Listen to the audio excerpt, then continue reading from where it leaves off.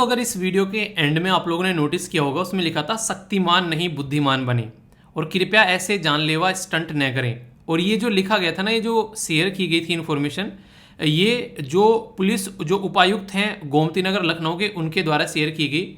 हालांकि मेरे तक तो आप लोगों ने पहुंचाई, आप लोगों ने शेयर किया मेरे तक, जो कि SLV जो studyloverveer@gmail.com पर वहाँ पर जो पर्टिकुलर अवेयरनेस फैलाने के लिए यहाँ पर एक बोल सकते हैं कि एक अधिकारी के द्वारा शेयर की गई, क्योंकि ऐसे इंसिडेंट कई बार देखने को मिलते हैं और कई सारे लोगों की जान जाती है।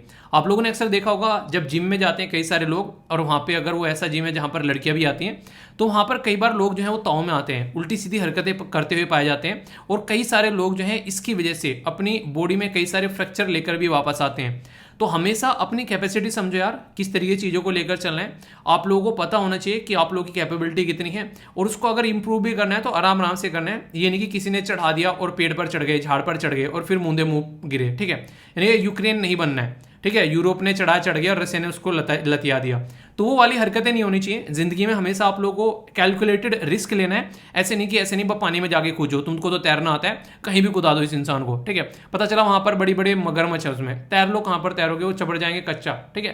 तो ऐसी चीजों से हमेशा दूर रखो, और ये आप लोगों को चीजें हमेशा याद रखनी है, ठीक है।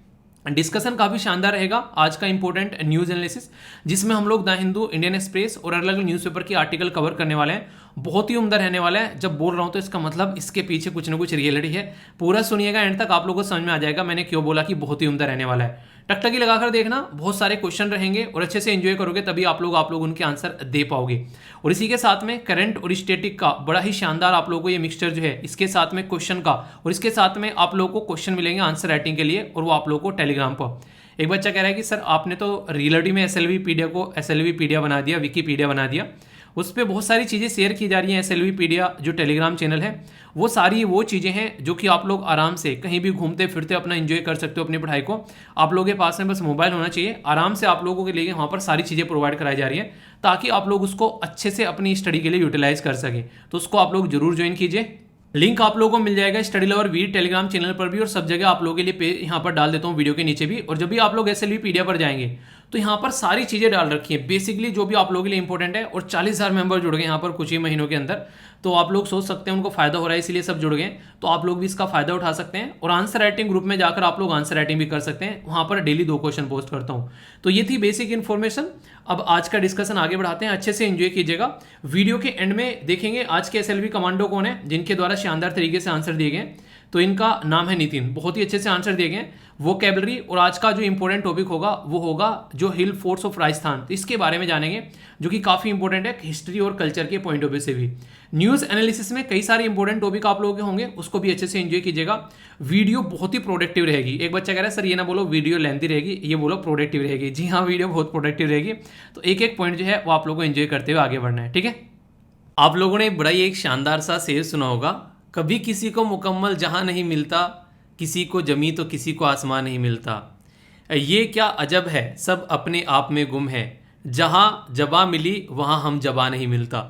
यानी कि हर एक इंसान जो है वो अपनी ज़िंदगी अपने हिसाब से एंजॉय कर रहा है। हर एक इंसान जो है वो अपने तरीके से अपनी लाइफ को आगे लेकर चलने की कोशिश कर रहा है। पर आप लोगों को भी जो ये दुनिया चल रही है ना, इसमें अपने आप को चलते रखना है, रोकना नहीं है। आप लोगों को रुक जाओगे तो बहुत पीछे छूट जाओगे। पर लेकिन अगर एक धीमी चाल पे, भले ही वो चाल कछुए वाली क्यों ना हो, अगर आप लोग चलते रहोगे और आप लोग रुकोगे नहीं, आप लोग डरोगे नहीं, आप लोग आगे बढ़ते रहोगे, तो धीमे धीमे ही सही मगर आप लोग अपनी ज़िंदगी में एक अच्छे मुकाम पर जरूर पहुंच जाओगे। जो भी काम आप लोग प्रेजेंट टाइम पर कर रहे हो उसमें इंटरेस्ट लेना स्टार्ट करो, या फिर उसको छोड़ दो। जो काम आप लोगों को लग रहा है उसको आप लोग कर सकते हो, उसको आप लोग इंटरेस्ट में करना स्टार्ट कर दो। पर लेकिन मैं ये बोलूँगा कि जब ये पहले वाला काम छोड़कर दूसरे वाले काम को आप लोग करना स्टार्ट करोगे, तो ऐसा नहीं कि एकदम इसको छोड़कर इसमें लग गए और फिर इसमें ही पता चला मज़ा नहीं आ रहा है और फिर कहीं और लग गए। नहीं, इसको साथ में चलाते रहना है जब तक कि पहले वाले काम में आप लोगों को सक्सेस न मिलनी स्टार्ट हो जाए, तब तक इसको नहीं छोड़ना है। तब इसको छोड़ना है जब आप लोग नेक्स्ट काम में जो है वो सक्सेस होना स्टार्ट हो जाए। अगर इस तरीके से चेन बनाकर चलोगे तो जिंदगी में कहीं ना कहीं किसी न किसी अच्छे मुकाम पर आप लोग जरूर पहुंचोगे। इस बात की मैं गारंटी देता हूं अगर ये पैटर्न फॉलो करोगे तो। एक खुशखबरी है आप लोगों के लिए, अपनी SLV फैमिली मेंबर के रिबेल बंजीत दास, मतलब बंजीत दास इनका नाम है, आगे रिबेल लगा रखा है इन्होंने शायद, आई थिंक इनका सिलेक्शन हो गया है assistant planning and development officer के जो पोस्ट पर। तो एक तो सबसे पहले कॉन्ग्रेचुलेसन्स डियर, और इसी के साथ में पूरी एसएलवी फैमिली की तरफ से आपको और आपके परिवार को बहुत बधाई हो। बस यहाँ पर एक छोटी सी बात यार मैं आप लोगों को बोलना चाहूँगा, हमेशा आप लोग कभी भी कहीं पर सिलेक्शन आप लोग पाते हो तो ये रिक्वेस्ट है आप लोगों से, आप लोग कोशिश किया करो कि मुझे मेल कर दिया करो, ठीक है। और वहाँ पे मेल जब भी किया करो आप लोग उसमें अपना नंबर भी लिख दिया करो। कभी भी जब मेरा मौका मिलेगा आप लोगों से जब भी बात करनी होगी तो मैं सबको जिसके भी सिलेक्शन हो रखे हैं, मेरा ये मन है कि जो एसएलवी फैमिली से कभी भी पढ़कर कहीं पर भी पोस्टेड हुए हैं उनसे ज़िंदगी में कम से कम एटलीस्ट एक बार जरूर मिलूँ, ठीक है। हालांकि मन तो ये है कि सबसे मिला जाएगा, पर लेकिन एटलीस्ट उन लोगों से तो मिला ही जाए जिन्होंने हिम्मत कर कर अपनी ज़िंदगी में एक अच्छा मुकाम हासिल किया है, तो उनसे तो कम से कम मिलना बनता ही है। और एक इसी के चलते वो तभी हो पाएगा अगर आप लोग मेरे पास में जब भी कोई मेल भेजें वहाँ पे अपना नंबर और सिलेक्शन से रिलेटेड मैसेज भेज दिया करें, क्योंकि मैं उनको सेव करके रख लेता हूँ साइड में, ताकि फ्यूचर में कभी भी कुछ भी किसी भी तरीके की चीज़ें हों तो आप लोगों को मिल सकूँ मैं आराम से। कभी आप लोग इस सिटी में आओ घूमने तो वहाँ पर आप लोगों को मिल सकूँ फ़ोन कर, या फिर आप लोग कभी इधर आओ तो उस तरीके से, ठीक है। तो ये रिक्वेस्ट है, इसको आप लोग जरूर देखना, क्योंकि ये कमेंट से मैंने उठाया, कमेंट बॉक्स में आपने कमेंट किया था। चलिए अच्छे से एंजॉय करिए लाइफ को और फ्यूचर में अच्छे बड़े बड़े गोल बनाइए, क्योंकि जिंदगी में कभी भी आप लोगों का फुल स्टॉप नहीं होना चाहिए। एक गोल अचीव करने के बाद में कोमा लगना चाहिए, एक गोल हो गया, दो गोल हो गए, तीन गोल हो गए, इस तरीके से जिंदगी चलेगी तो हमेशा एक सही मुकाम पर पहुंचते हुए आप लोग नजर आओगे। आज है 20 जुलाई और आज का इंपॉर्टेंट डे जो है यहाँ पर ये है international chess day. Chess day यानी कि आप लोग इसको अगर बात करें यहाँ पर चेस के बारे में, इसकी हिस्ट्री जब आप लोग उठाकर देखोगे तो आप लोग काफ़ी इंटरेस्टिंग लगेगी, इसके बारे में पढ़िएगा आप लोग आज जाकर। जो चेस है यहाँ पर अगर इसके बारे में बात करें तो 20 जुलाई को ये डे सेलिब्रेट किया जाता है, और इंटरनेशनल चेस फेडरेशन जो कि पेरिस यानी कि फ्रांस के अंदर में है 1924 में इसको इस्टेब्लिश किया गया, 1924, ठीक है। तो 24 से याद रख लेना। अगर बात करें यहाँ पर कहाँ से इसकी हिस्ट्री निकल कर आई, तो ये काफ़ी इंटरेस्टिंग है। इंडिया से इसकी हिस्ट्री निकल कर आई और इसे चतुरंग के नाम से जानते थे, ठीक है। तो हिस्ट्री में अगर आप लोग दिखाओगे पुराने टाइम पे तो यहाँ पर इसको चतुरंग नाम से जानते थे, यानी कि एक ऐसा गेम है जो कि इंडिया से निकल कर आया, तो अप्रिशिएट करना तो बनता है। और फिर आगे चलकर यूरोप और एशिया के अंदर ये फैला। इसको जो सेलिब्रेट किया जाता है यहाँ पर ये इंटरनेशनल चेस डे, ये प्रपोज किया गया था यूनेस्को के द्वारा। तो यूनेस्को के द्वारा ये सेलिब्रेशन 1966 से देखने को आप लोगों को मिलता है, ताकि इस गेम को और ज़्यादा यहाँ पर बढ़ाया जा सके। तो ये आप लोग यहाँ पर देख सकते हैं। यूनेस्को की फुल फॉर्म आप लोग बताइए, देखता हूँ किस किस को पता है। ये इसकी फुल फॉर्म में यहाँ पर इसका पूरा सार छुपा हुआ है कि यूनेस्को बेसिकली किस पर्टिकुलर पर्पज से और क्या काम यहाँ पर करता है, तो इससे आप लोग इसको समझ पाएंगे।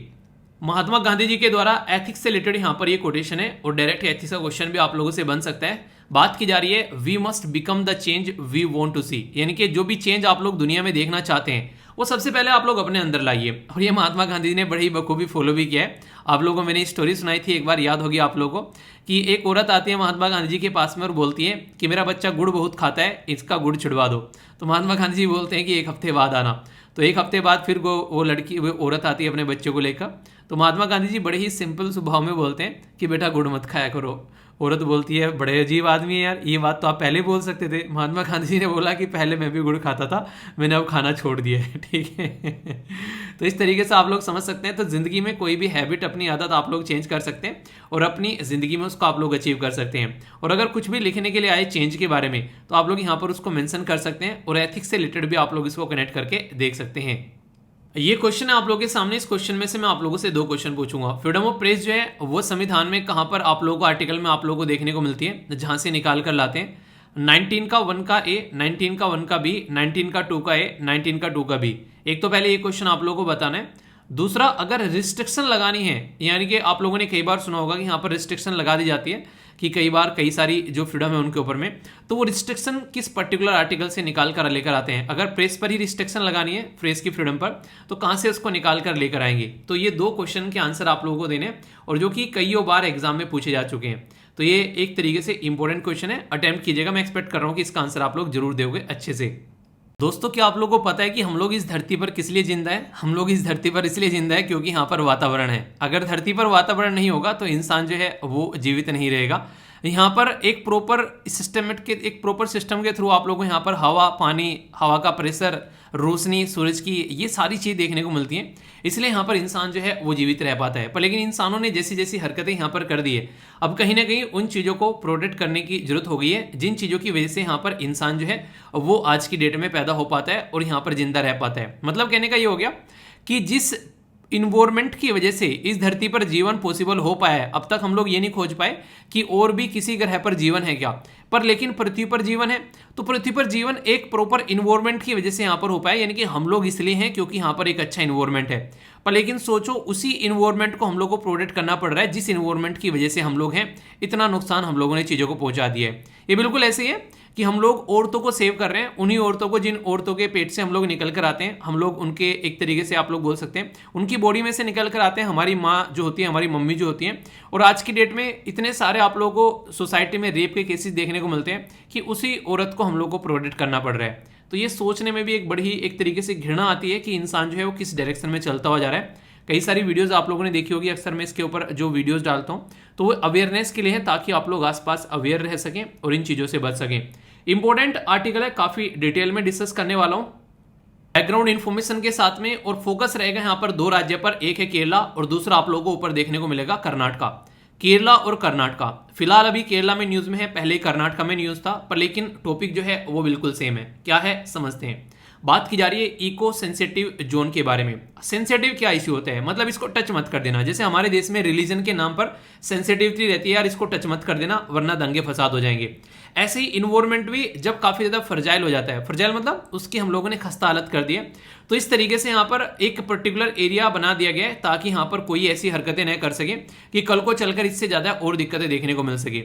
तो सुप्रीम कोर्ट ने क्या बोला कि यहाँ पर आप लोगों को क्या करना है, लगभग 1 किलोमीटर का जो सेफ जोन है वो आप लोगों को क्रिएट करना है, जिसके चलते उसको बफर जोन बनाना है। वहाँ पर कोई भी एक्टिविटी जो है वो होनी नहीं चाहिए, ताकि उस पर्टिकुलर एरिया में जो भी पर्टिकुलर एक तरीके से वेजिटेशन है उनको वहाँ पर सेव किया जा सके, नेचुरल जो रिसोर्सेज हैं उनको सेव किया जा सके। सुप्रीम कोर्ट ने यहाँ पर ये बातें बोली। पर लेकिन जैसे यहाँ पर ये बातें निकल कर आई कि यहाँ पर इको सेंसिटिव जोन जो है उसके ऊपर आप लोगों को फोकस देकर चलना है, और इको सेंसिटिव जोन को 1 किलोमीटर यहाँ पर एक्सटेंड कर दिया गया है। यानी कि जो इको सेंसिटिव जोन था उसको लेकर ऑलरेडी लोग चिंता में थे, अब सुप्रीम कोर्ट ने क्या किया, उसको 1 किलोमीटर और यहाँ पर एक्सटेंड कर दिया है। मैंने आप लोगों से बोला ये ऐसा आर्टिकल है जो पिछले कुछ महीनों से लगातार न्यूज़ में है अलग अलग राज्य को लेकर। उसके पीछे एक काफ़ी बड़ा रीज़न है। रीज़न क्या है, अभी आप लोगों ने देखा होगा इन्वायरमेंट की जो कई सारी दिक्कतें देखने को मिल रही हैं, जिसकी वजह से जो वेस्टर्न घाट है खासकर वहां पर कई बार बाढ़ अभी आप लोगों को देखने को मिल रही है। गुजरात जैसे राज्य में भी बाढ़ आ रही है, केरला जैसे राज्य में लैंडस्लाइड देखने को मिल रही है, और भी कई जगह आप लोग को जो एक तरीके से वो नहीं कहते कि एक तरीके से प्राकृतिक आपदाएं आप लोगों को देखने को मिल रही हैं। पर लेकिन बहुत बड़ा रीजन इसके पीछे ये है कि हम लोग ऐसी हरकतें कर रहे हैं जिसकी वजह से प्राकृतिक आपदाएं आ रही हैं, ऐसा आप लोग यहां पर बोल सकते हैं। वेस्टर्न घाट जो है उसमें टोटल मिलाकर आप लोगों को 6 राज्य देखने को मिलते हैं, और इसको पहले तो ये बोला गया था कि इसको पूरे वेस्टर्न घाट को आप लोगों को क्या कर देना चाहिए, इकोलॉजिकली सेंसिटिव जोन डिक्लेयर कर देना चाहिए। पर लेकिन फिर बाद में लगा कि अगर ऐसा कर देंगे तो लोग खाएंगे क्या और जिंदा कैसे रहेंगे, क्योंकि उस पर काफी सारी रिस्ट्रिक्शन लग जाती है। तो पहले तो आप लोगों को यह पता होना चाहिए कि टोटल वो 6 राज्य कौन से हैं जो इको सेंसिटिव जोन के अंदर में आते हैं। वीडियो को पॉज कर कमेंट बॉक्स में लिखो, क्योंकि ये क्वेश्चन ऑलरेडी जो है यूपीएससी में पूछा जा चुका है। ठीक है, तो आगे चलकर आप लोगों से ऐसे क्वेश्चन और एक्सटेंड लेवल पर बन सकते हैं। जैसे कि अभी तो अब उन्होंने पूछ लिया कि कौन सा यहाँ पर ये एक तरीके से जो वेस्टर्न घाट के अंदर में जो अभी यहाँ पर एक तरीके से इस पर्टिकुलर एरिया में आते हैं, वेस्टर्न घाट में कौन से राज्य आते हैं। आगे वो क्वेश्चन आप लोगों से पूछ लेगा कि कौन सा राज्य ऐसा है जिसका सबसे बड़ा एरिया जो है वो वेस्टर्न घाट के अंदर में आता है। तो चलिए, वैसे तो मैं आप लोगों को बताता हूं, टोटल मिलाकर 6 राज्य वेस्टर्न घाट के अंदर आप लोगों को देखने को मिलेंगे, जिसमें गुजरात, महाराष्ट्र, गोवा, कर्नाटका, केरला और तमिलनाडु। आप लोग बोलेंगे रुको रुको, क्या तमिलनाडु? जी हाँ, तमिलनाडु। तमिलनाडु कहने के लिए तो ईस्टर्न घाट पर, लेकिन तमिलनाडु कुछ एरिया जो है वो वेस्टर्न घाट के अंदर भी कवर हो जाता है, यानी कि ये दोनों जगह आप लोगों को देखने को मिलेगा। अब इसमें से कौन सा ऐसा राज्य है जिसका सबसे बड़ा एरिया जो है वो वेस्टर्न घाट में आता है, ये आप लोगों को जाकर सर्च करना है, इसका आंसर आप लोग दीजिएगा। और आप लोगों ने देखा होगा जो कई सारे बच्चे हैं काफ़ी डिटेल में आंसर देते हैं, यार मजा आ जाता है देखकर। ऐसा लगता है कई बार तो मुझे भी कई सारी चीज़ें सीखने को मिल जाती हैं। यही तो है यार जिंदगी का नाम, सीखते रहो और सिखाते रहो, आगे बढ़ते रहो। तो जो जो आप लोग कई सारी चीज़ें आप लोग लिख देते हो, जब कमेंट पढ़ता हूँ तो मुझे भी अच्छा लगता है, तो उसमें आप लोग जरूर अपनी जो है बातें रखा करो। ठीक है, तो ये पर्टिकुलर टॉपिक आप लोग यहाँ पर 2 तरीके से कवर कर सकते हैं। पॉलिटी के अंदर भी कवर करेंगे यहाँ पर कि किस तरीके से चीजें चल रही हैं देश के अंदर में, और इसी के साथ में यहाँ पर बात करेंगे इन्वायरमेंट के पॉइंट ऑफ व्यू से भी, इकोलॉजिकली सेंसिटिव एरिया के बारे में आप लोग बात कर सकते हैं। तो जीएस पेपर 2 और 3 के अंदर भी आप लोग इसको कवर करके यहाँ पर चल सकते हैं। तो अभी यहाँ पर ये जो न्यूज में आया तो वो मैंने आप लोगों को बता दिया कि इसको एक्सटेंड करने की बात की जा रही है, इकोलॉजिकल सेंसिटिव जो जोन बनाने की बात की जा रही है, और यहाँ पर 1 किलोमीटर एक्सटेंड इसको किया जा रहा है। तो इसके चलते जो भी आसपास वाले रीजन, खासकर अगर डिस्ट्रिक्ट के बारे में बात करें, देखें तो ये 4 डिस्ट्रिक्ट आप लोगों को यहाँ पर देखने को मिल रहे हैं। ठीक है, ये जो 4 डिस्ट्रिक्ट है जिसमें इदुक्की आप लोगों को देखने को मिलेगा, इसी के साथ में कोट्टयम हो गया, यहाँ पर आप लोगों को पथानिमिट्ठा, ठीक है, इसी के साथ में वेनाड। वेनाड तो यहाँ पर एक काफी ज्यादा फेमस एरिया है, किसकी वजह से है बताइए जरा। इसको लेकर यहाँ पर लोग जो है सड़कों पर उतर आए प्रोटेस्ट करने के लिए, और यहाँ पर इवन जो चर्च वगैरह है वो भी यहाँ पर इसका अपोज कर रहे हैं कि ऐसा नहीं होना चाहिए, इससे लोगों की रोजी रोटी पर जो है वो काफी ज्यादा नेगेटिव इंपैक्ट पड़ने वाला है, ये बातें बोली जा रही है। सुप्रीम कोर्ट क्या दलीलें यहां पर दे रहा है? सुप्रीम कोर्ट ये दलीलें दे रहा है कि यहां पर अगर ऐसा नहीं करेंगे तो आज की डेट में आप लोगों को पता है, अगर घर पे कोई दिक्कत आ जाती है, आप लोग एक परिवार का पार्ट है और आप लोगों को पता है कि घर पे कोई भी दिक्कत आ जाती है तो आप लोग ही शील्ड बन जाते हैं, आप लोगों के मम्मी पापा या फिर आप लोगों के बाबा दादी। उनको यह है कि बच्चों के ऊपर कोई भी दिक्कत नहीं आनी चाहिए, तो आप लोगों के लिए शील्ड का काम करते हैं। तो यही शील्ड का काम जो है वो इकोलॉजिकली सेंसिटिव जोन जो है वो यहाँ पर करता है। अगर किसी पर्टिकुलर एरिया में यहाँ पर एक तरीके से 100 कार है, कोई ऐसी हरकतें हो रही हैं, तो कम से कम उसको प्रोटेक्ट किया जा सके, तो आप लोग बिल्कुल इसको ऐसे समझ सकते हैं। इंटरेस्टिंग सा क्वेश्चन बन जाएगा, इकोलॉजिकली सेंसिटिव जोन जो है वो किसके द्वारा यहाँ पर नोटिफाई किया जाता है? तो याद रखिएगा यहाँ पर ministry of environment, forest and climate change आप लोग यहाँ पर देखने को मिलेगा, जो कि यहाँ पर इसको बताता है कि ये पर्टिकुलर एरिया, इतना एरिया जो है वो इकोलॉजिकली सेंसिटिव एरिया है। इसके अंदर आप लोग को protected area, national park, wild life sanctuary के आसपास वाला जो रीजन है वो देखने को मिलेगा। चलिए, तो समझ में आ गया कि सेंट्रल गवर्नमेंट यार ये काम करती है, ये भी समझ में आ गया सेंट्रल गवर्नमेंट की मिनिस्ट्री यहाँ पर काम करती है, पर लेकिन उनको ये हक मिला कहाँ से सेंट्रल गवर्नमेंट को कि हाँ तुम ये काम ऐसे कर सकते हो? किसी ने तो उनको ये हक दिया होगा। जी हाँ, ये हक बड़े ही प्यार से इनको दिया गया है इन्वायरमेंट प्रोटेक्शन एक्ट के द्वारा। इन्वायरमेंट प्रोटेक्शन एक्ट मतलब, जी हाँ, इन्वायरमेंट प्रोटेक्शन एक्ट है हमारे देश में 1986 का, यानी कि 1986 का।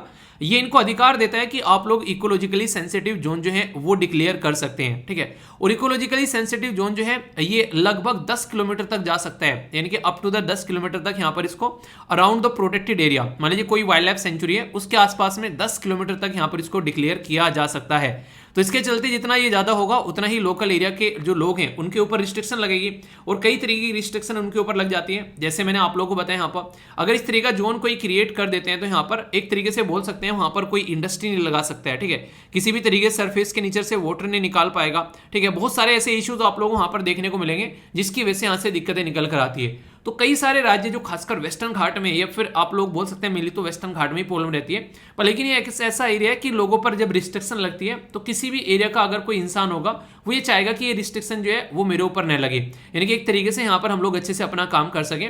तो कोई प्रोटेक्टेड एरिया के आसपास वाला जो रीजन है वो 10 किलोमीटर तक भी जा सकता है, और आप लोगों को 100 मीटर तक भी देखने को मिल सकता है। तो ये रेंज है जो कि आप लोगों को पता होनी चाहिए। तो रेंज क्या है? मिनिमम तो 100 मीटर का हो सकता है, ठीक है, और मैक्सिमम जो है वो 10 किलोमीटर का हो सकता है, जिसके चलते उस पर्टिकुलर एरिया को प्रोटेक्ट किया जाता है। और ये कुछ लिस्ट आप लोगों के लिए यहाँ पर दी गई है, कौन कौन सी ऐसी एक्टिविटीज हैं जो नहीं की जा सकती, जैसे पत्थर वगैरह निकालना, माइनिंग वगैरह करना, ये वो सारी चीजें, पोल्यूशन जो इंडस्ट्री फैलाती हैं, कोई हाइड्रो इलेक्ट्रिक प्रोजेक्ट लगाना, ये सब चीजें यहाँ पर नहीं होंगी, यानी कि इनको बिल्कुल बंद कर दिया जाता है ताकि और ज्यादा ये चीजें जो है बर्बाद ना हो, जो इतनी ज्यादा ऑलरेडी बर्बाद हो चुकी हैं। फिर यहाँ पर क्या मुद्दा रहता है? अब मुद्दा यहाँ पर ये रहता है कि अगर ढंग से देखा जाए तो इको सेंसिटिव जोन के अंदर में लोकल जो कम्युनिटी है उनको थोड़ा सा अलाउ कर दिया जाता है कि वो अपना फूल बागानी वाली चीजें, एग्रीकल्चर प्रैक्टिस कर सके, जो लोकल कम्युनिटी है, यानी कि जो उस एरिया में रहते हैं उनके लिए यहाँ पर, वो भी रिस्ट्रिक्शन के वे में, रिन्यूएबल एनर्जी का सोर्स यूज कर सकते हैं, ऑर्गेनिक फार्मिंग कर सकते हैं, ग्रीन टेक्नोलॉजी को यूज कर सकते हैं, और रेन वाटर हार्वेस्टिंग, मतलब क्या है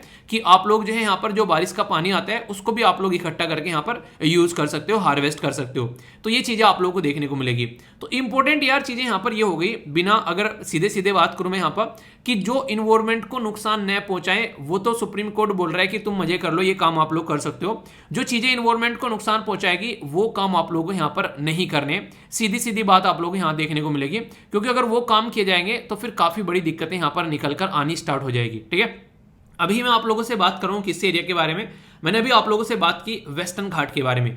तो जो वेस्टर्न घाट है यहाँ पर, उसको अगर आप लोग देखोगे तो ये पर्टिकुलर एरिया है जो कि एक्सटेंड है लगभग 1500 से लेके ये 1600 किलोमीटर। एवरेज जो यहाँ पर एलिवेशन यानी कि हाइट देखने को मिलेगी वो 600 मीटर के करीब आप लोग यहाँ पर बोल सकते हैं। ठीक है, इसी के साथ में 6 राज्य हैं, गुजरात, महाराष्ट्र, गोवा, कर्नाटका, केरला और तमिलनाडु। और कर्नाटका ऐसा राज्य है जिसमें वेस्टर्न घाट का सबसे बड़ा एरिया आता है। ये इंपॉर्टेंट क्वेश्चन आप लोगों से, ये एडवांस क्वेश्चन आप लोग यहाँ पर बोल सकते हैं। ठीक है, किसी से आप लोग पूछ भी सकते हैं। चलिए, तो मैंने बता दिया वेस्टर्न घाट में सबसे छोटा एरिया किसका आता है। ठीक है, हालांकि मैं आप लोगों को बता चुका हूँ बातों ही बातों में, देखता हूँ कौन सी आंसर देता है। यहाँ पर लगभग 50 मिलियन के करीब लोग हैं। 50 मिलियन का मतलब यहाँ पर ये हो गया कि 500 लाख आप लोगों को लोग यहाँ पर देखने को मिल जाते हैं। मतलब क्या है, यहाँ पर काफी संख्या इस एरिया में सर्वाइव करती है, खासकर जो वेस्टर्न घाट के ऊपर डिपेंडेंट है।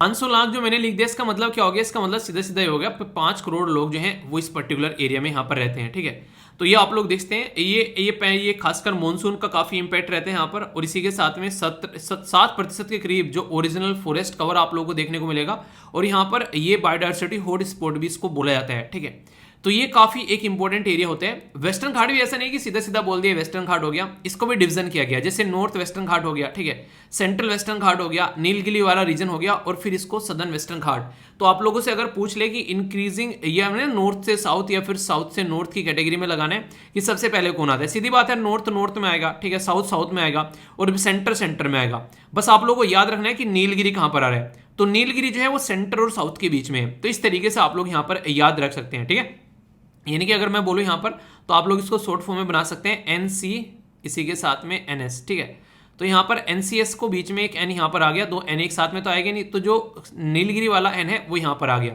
याद रखने के तरीके जो मैं थोड़ी सी ट्रिक मुझे लगी, मैंने आप लोग अपने लिए बनाई थी, तो मुझे लगा आप लोगों के साथ में भी शेयर कर दूं। हालांकि इतनी कारगर नहीं है कि आप लोग याद रख सको, मुझे तो इसलिए याद रह जाती है क्योंकि बहुत बार आप लोगों को ये टॉपिक जो है पढ़ा चुका हूं। तो आप लोग खुद से अपनी कोई ऐसी ट्रिक बना लेना जो आप लोगों को लगे कि याद रख सकते हैं, और नीचे कमेंट बॉक्स में आप लोग लिख भी सकते हैं, अगर दूसरों को फायदा उससे हो सके उसके बारे में आप लोग थोड़ा सा काम कर सकते हैं। ठीक है, तो ये सारी बातें जो भी मैंने आप लोगों को यहाँ पर बताई है, इकोलॉजिकली सेंसिटिव एरिया के बारे में, कहाँ कहाँ किस मिनिस्ट्री के अंडर में, ये सारी चीजें ये ऑलरेडी पीपीटी में आप लोगों के लिए है यहाँ पर, तो टेंशन मत लेना। जो भी पढ़ाता हूँ वो पीपीटी में रहती है, और पीपीटी इसीलिए बनाई जाती है ताकि आप लोगों को दिक्कतें न देखने को मिले। पीपीटी जब भी आप लोग डाउनलोड करोगे उसमें बहुत सारी एक्स्ट्रा चीजें आप लोगों को मिल जाती हैं। ठीक है, अब देखता हूँ ये क्वेश्चन कैसे सुना है आप लोगों, ये टॉपिक कैसे सुना है, तभी आप लोग क्वेश्चन के आंसर दे पाओगे। एक बच्चा कह रहा है सर ऐसा लगता है टॉपिक पढ़ने के बाद में केबीसी खेल रहे हैं हम लोग, कौन बढ़ेगा करोड़पति। ठीक है, आप क्वेश्चन के आंसर जब पूछते हो, देखिए मजा भी आता है ना इस तरीके से, जब आप लोग टॉपिक पढ़ लियो तो क्वेश्चन का आंसर दिया करो, उससे मजा आता है। ठीक है, तो इकोलॉजिकली सेंसिटिव जोन के बारे में अगर बात करें तो कौन सा करेक्ट आंसर है ये आप लोग को बताना है। बोला गया कि हॉर्टिकल्चर और एग्रीकल्चर प्रैक्टिस यहाँ पर अलाउ की जाती है। दूसरा पॉइंट बोला गया यहाँ पर हाइड्रो इलेक्ट्रिक प्रोजेक्ट जो है वो आप लोग अलाउ कर सकते हैं यहाँ पर। तो आप लोगों को बोला मैंने इको सेंसिटिव जोन में, अगर आप लोगों को पता है ये दूसरा सही नहीं है, ठीक है, तो देखें आप लोग यहाँ पर ऐसे होता है यूपीएससी में भी। ठीक है, कई बार आप लोगों को देखने को मिलेगा, आप लोग एलिमिनेशन मेथड यूज कर सकते हैं आसानी से, तो अगर आप लोग ढंग से टॉपिक को पढ़ेंगे और समझेंगे। अगर आप लोग को पता भी है ना, छोटी सी बात है, एक बेसिक नॉलेज है कि यार इकोलॉजिकल सेंसिटिव जोन तो ना वो होता है जहां पर ये ऐसी ऐसी चीजें नहीं होती हैं। ठीक है, तो आप लोग इस तरीके से क्वेश्चन का आंसर देकर आसानी से निकल जाओगे। तो आंसर क्या हो गया, आंसर सीधा सीधा यहाँ पर सी हो गया, तो कोई भी डाउट आप लोगों को नहीं होना चाहिए। आगे चलते हैं, नेक्स्ट क्वेश्चन एक और यहाँ पर है, इकोलॉजिकली सेंसिटिव जोन जो है वो नोटिफाई किया जाता है स्टेट गवर्नमेंट के द्वारा ओनली। ठीक है, इसी के साथ में बोला गया इकोलॉजिकली जो सेंसिटिव जोन है वो 1986 का जो एनवायरमेंट प्रोटेक्शन एक्ट है उसके तहत आप लोग यहाँ पर देखने को मिलेगा। ठीक है, does not mention the word ecologically sensitive zone, ये काफी इंटरेस्टिंग है। यहाँ पर इसके बारे में बात करें तो आप लोगों को ये भी याद रखते हैं, उसके अंदर मेंशन नहीं है इकोलॉजिकली सेंसिटिव जोन पर, लेकिन प्रोटेक्शन आप लोगों को यहीं से ही मिलती है। ठीक है, तो ये आंसर क्या हो गया, आंसर इसका बी हो गया। तो ऐसे क्वेश्चन आप लोगों से एग्जाम में पूछे जाते हैं जो कि आप लोगों को कंफ्यूज करने की कोशिश करते हैं, पर आप लोग तो बोलोगे कि हम लोग इसलिए फैमिली मेंबर है, कंफ्यूज आएंगे नहीं। ठीक है, ये बात तो यार गारंटी देता हूं, अगर प्रॉपर वे में चीजों को पढ़कर और रिवीजन कर कर आप लोग जाओगे ना तो कोई क्वेश्चन छूटने नहीं दूंगा। ये मत बोलना कि क्वेश्चन कहां से आ गया, क्योंकि सब कुछ पढ़ाएगा इस तरीके से पढ़ाया जाएगा कि ताकि आप लोग एग्जाम में कंफर्टेबल फील करो। आंसर यहां पर बी हो गया, सारी चीजें आप लोगों के सामने। तो टॉपिक जो है उन्होंने कहता है कि फूंक चोटी से लेके सर तक इस तरीके से कवर कर डालो ताकि क्या क्या बातें हैं। तो सुप्रीम कोर्ट क्या बोल रहे हैं यहाँ पर, ये क्या क्या काम अपना कर रहे हैं, वो सारी बातें आप लोगों को यहाँ पर बता दी। इकोलॉजिकली सेंसिटिव जोन क्या है, तो कल को कुछ लिखने के लिए भी आ जाए अगर आप लोगों को, तो सारी चीजें आप लोगों के सामने है। इस तरीके से आप लोग टॉपिक को कवर करके चलो।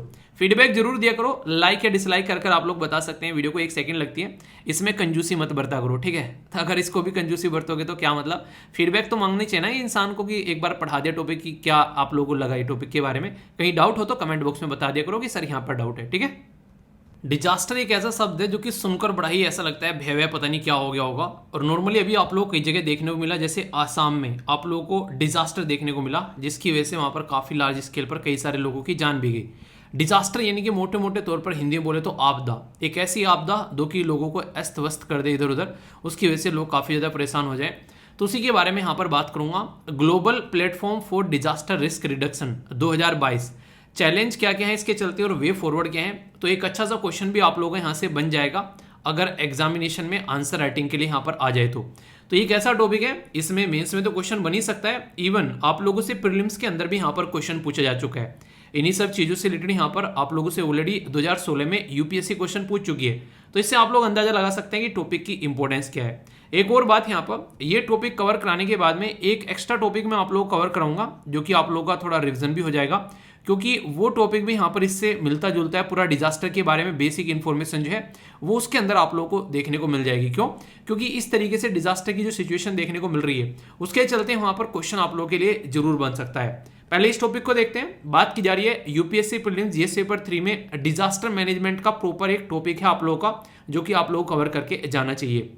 अभी रिसेंटली क्या हुआ यहाँ पर, डिजास्टर को अगर आप लोग बात करें, आप लोगों को कंट्रोल करना है तो उसके लिए कुछ चीज़ें आप लोगों को सोचनी पड़ेगी।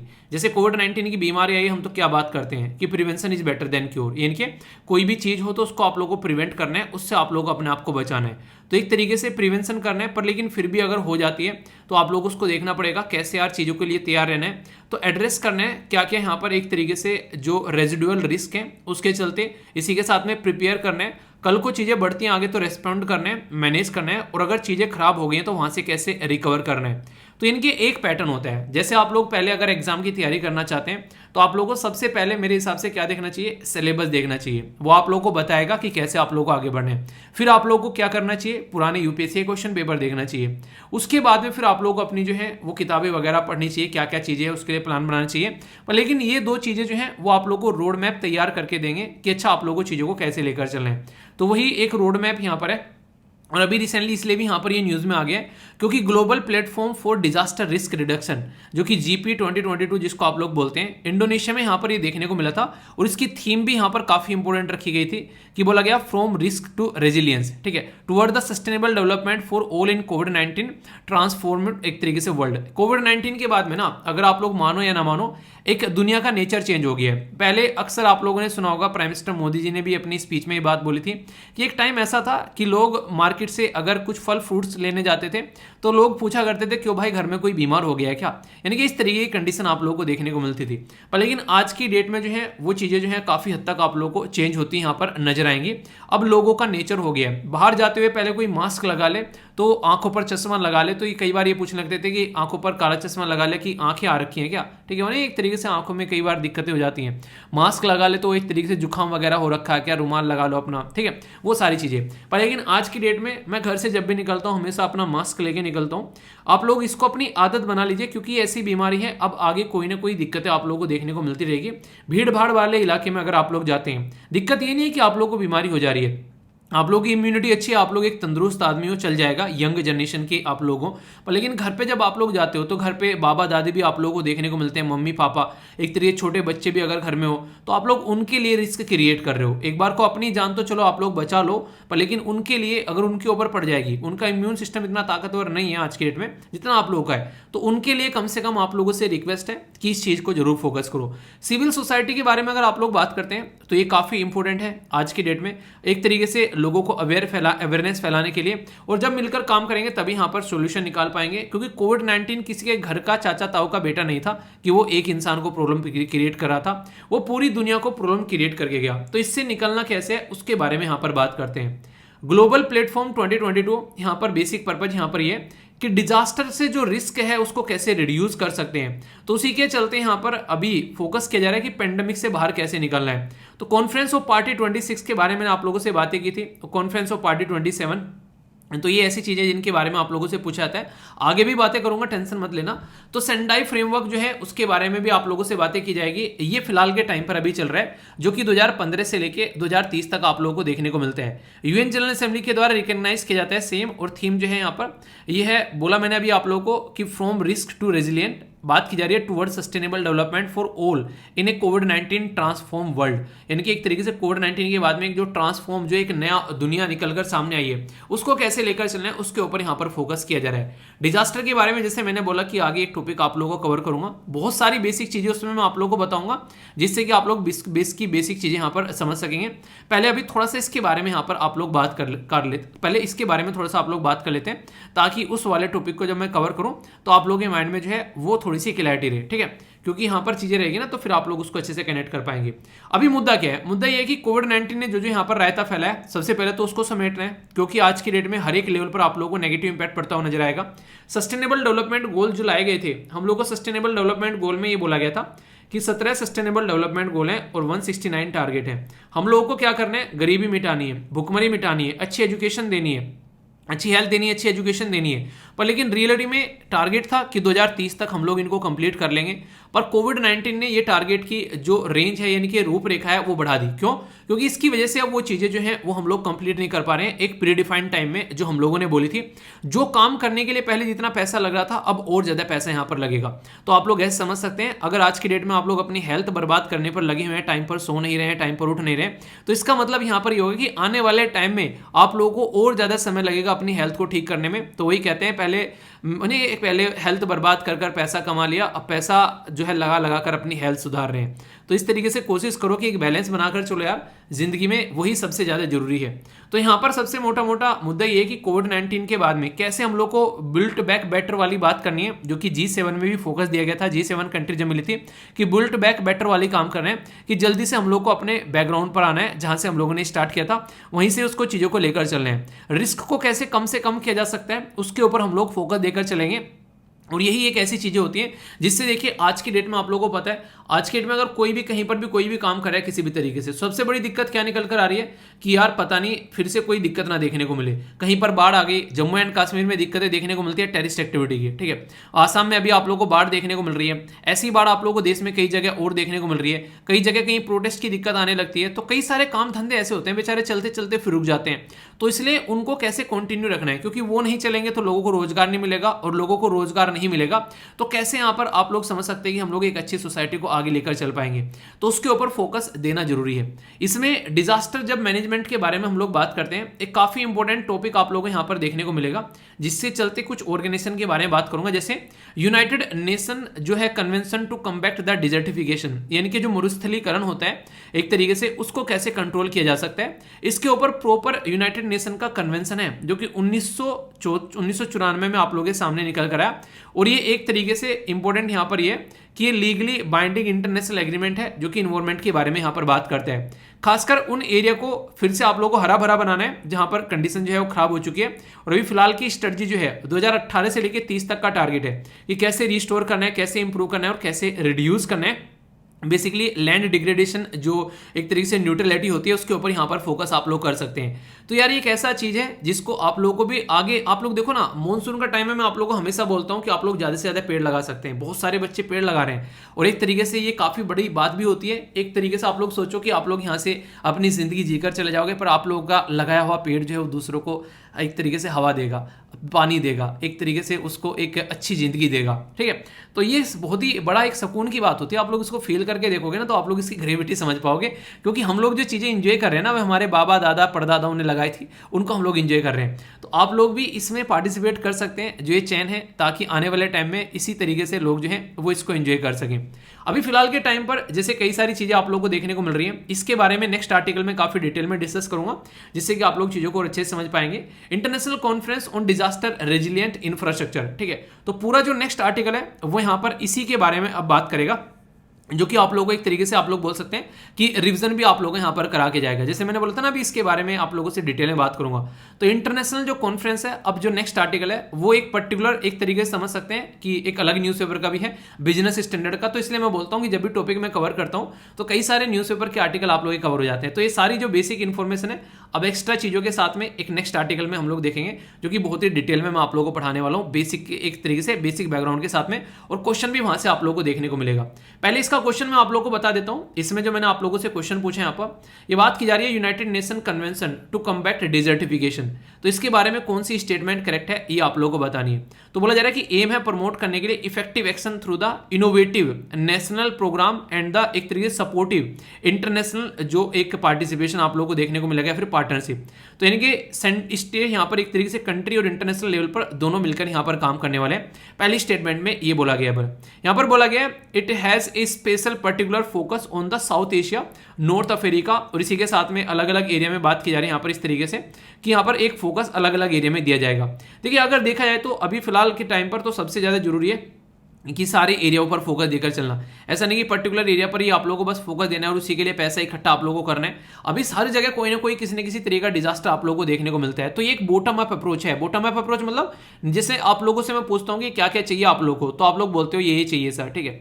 तो उसमें जो भी मुझे लगता है कि मैं अपने कंफर्ट जोन के हिसाब से एक तरीके से क्या क्या चीजें आप लोगों के लिए कवर करा सकता हूँ, तो वो सारी चीजें मैं आप लोगों के लिए कवर करता हूँ। तो इसका मतलब क्या हो गया? इसका मतलब ये हो गया कि आप लोगों से पूछा और मैंने इंप्लीमेंट कर दी। तो बॉटम अप अप्रोच यहाँ पर यही निकल कर आती है कि हम लोग इसको कवर कर सकते हैं। तो ये इसी के चलते आप लोग कनेक्ट कर सकते हैं। तो आंसर क्या हो गया? आंसर यहाँ पर इसका सी आप लोग को देखने को मिलेगा, ठीक है।